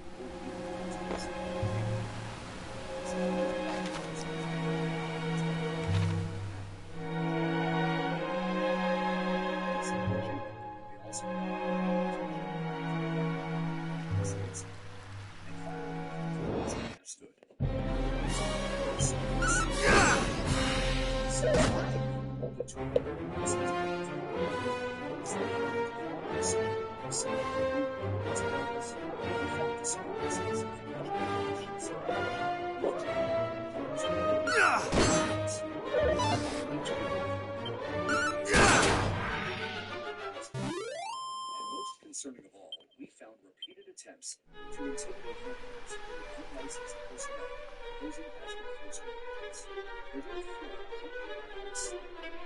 threat of there was no citing lack of oversight in this application. But Miranda,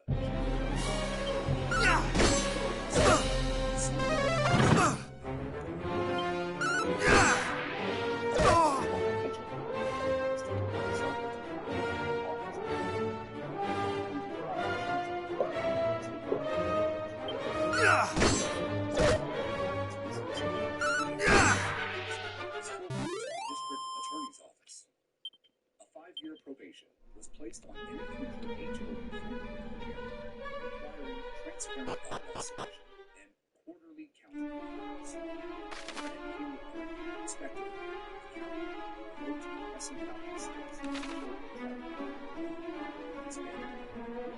it ceased to exist. There was no cheer. Just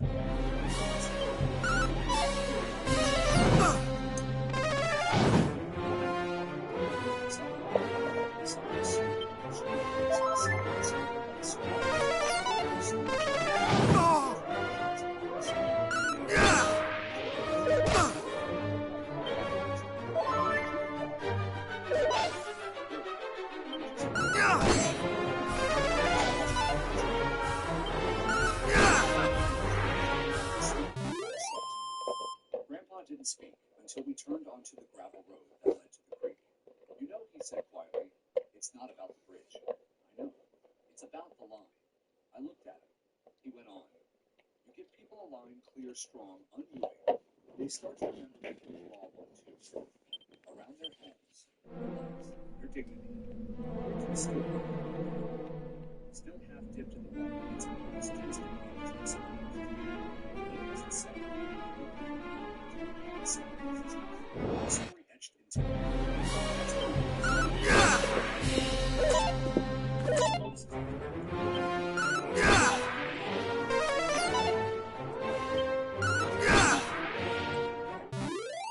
Neighbors stopped by not to complain, but to ask questions, offer politics, share HOA. They're letting us find reparations. It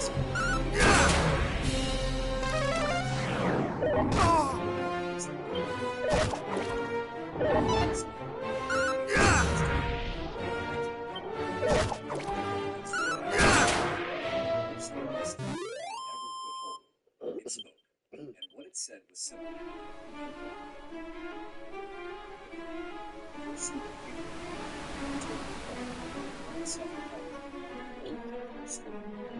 It dusted the tops of exposed wings. The creek gurgled beneath, refusing to freeze entirely. As if the story wasn't quite over. We saw that just after sunrise. Grandpa had a black coffee skating forward into the cold. Ellie stood on the opposite end.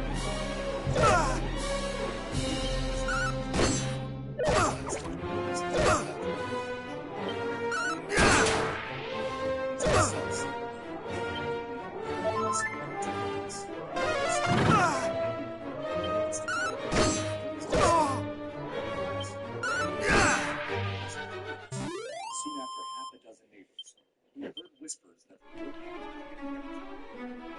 they showed woodworks and toolboxes, purposes of soup. Melissa brought fresh eggs. Jorge brought cedar planks from his lumber shop. The former city planner arrived, measuring the wood. This time, Grandpa said, "We build it better, not fancy. No HOA moved the store. No state of concrete. Just honest wood. Something that holds." It took 6 days. We worked in shifts. Ellie handed out sandwiches and helped clean meals. Grandpa directed every piece with the quiet focus of someone who understood not just how to build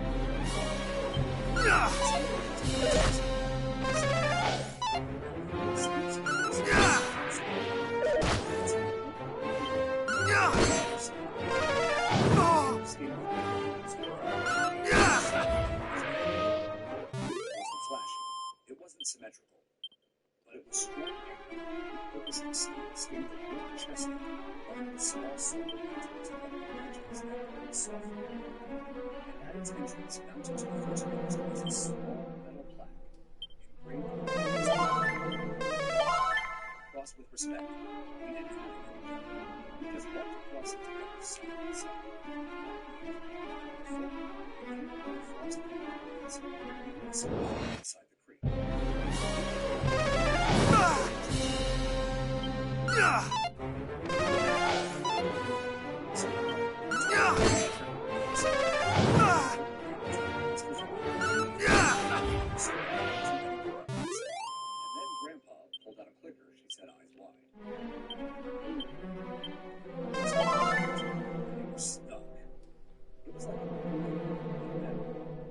Laughed, not because it was funny, but because it was illegal. Just residents.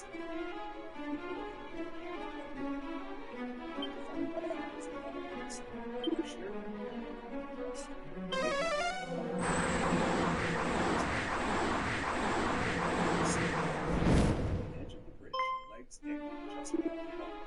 I sat aside. He didn't say anything. He was watching the reflection of the water. I never wanted to listen. You're not, I replied. Just be quiet, he said.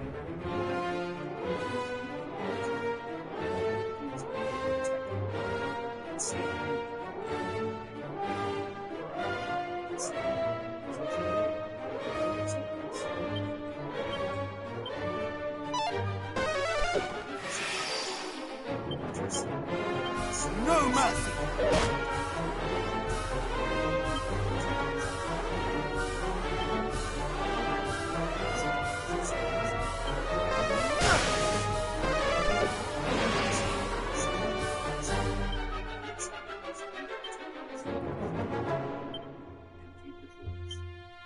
Much better.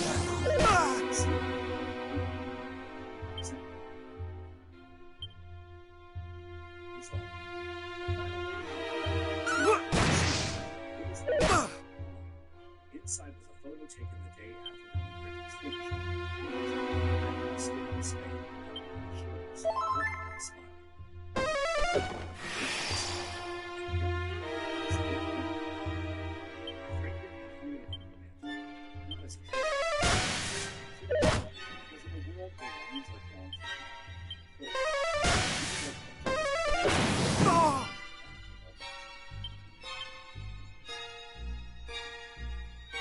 Heal!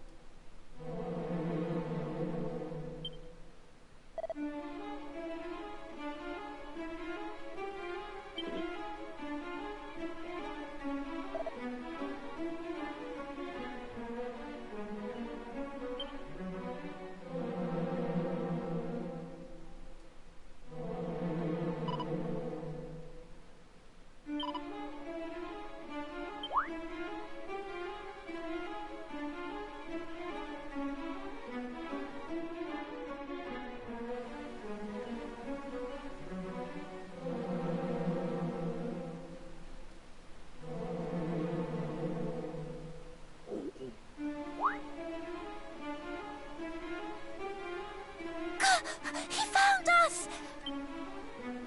Quick, run away!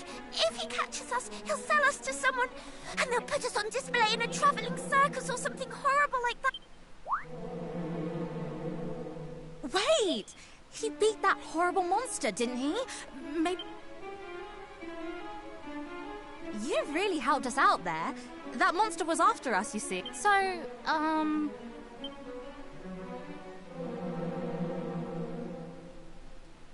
I only asked for your name, not your life story. So, in short, you're on a quest and you need to find a way of summoning Lady Rubis so she can help you.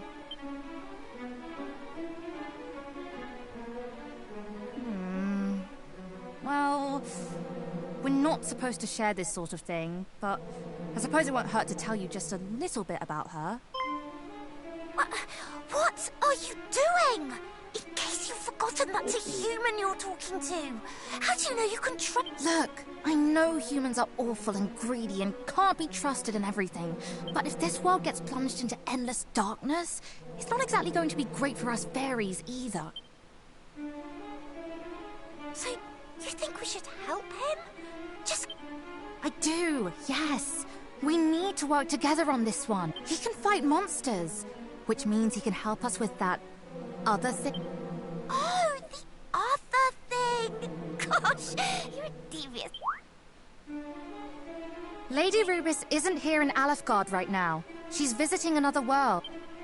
A very far away world that it will be very hard to call her back from. Our leader came up with an ingenious way of summoning her. But before we could finish getting everything ready, we got attacked by the Dragon Lord's stupid lackeys, and she ran off somewhere. That's why we came down here in the first place. There are dwarves living to the east of here that she's had dealings with in the past, you see.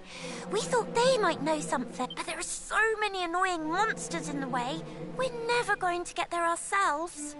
And we can't summon Lady Rubis on our own. Only the boss knows how to do it. So if you could go and find her for us, we'd all be happy. Thank you. Come and let us know if you find anything out. We'll be... well, the dwarves can tell you where to find us. All right, we'll be off then.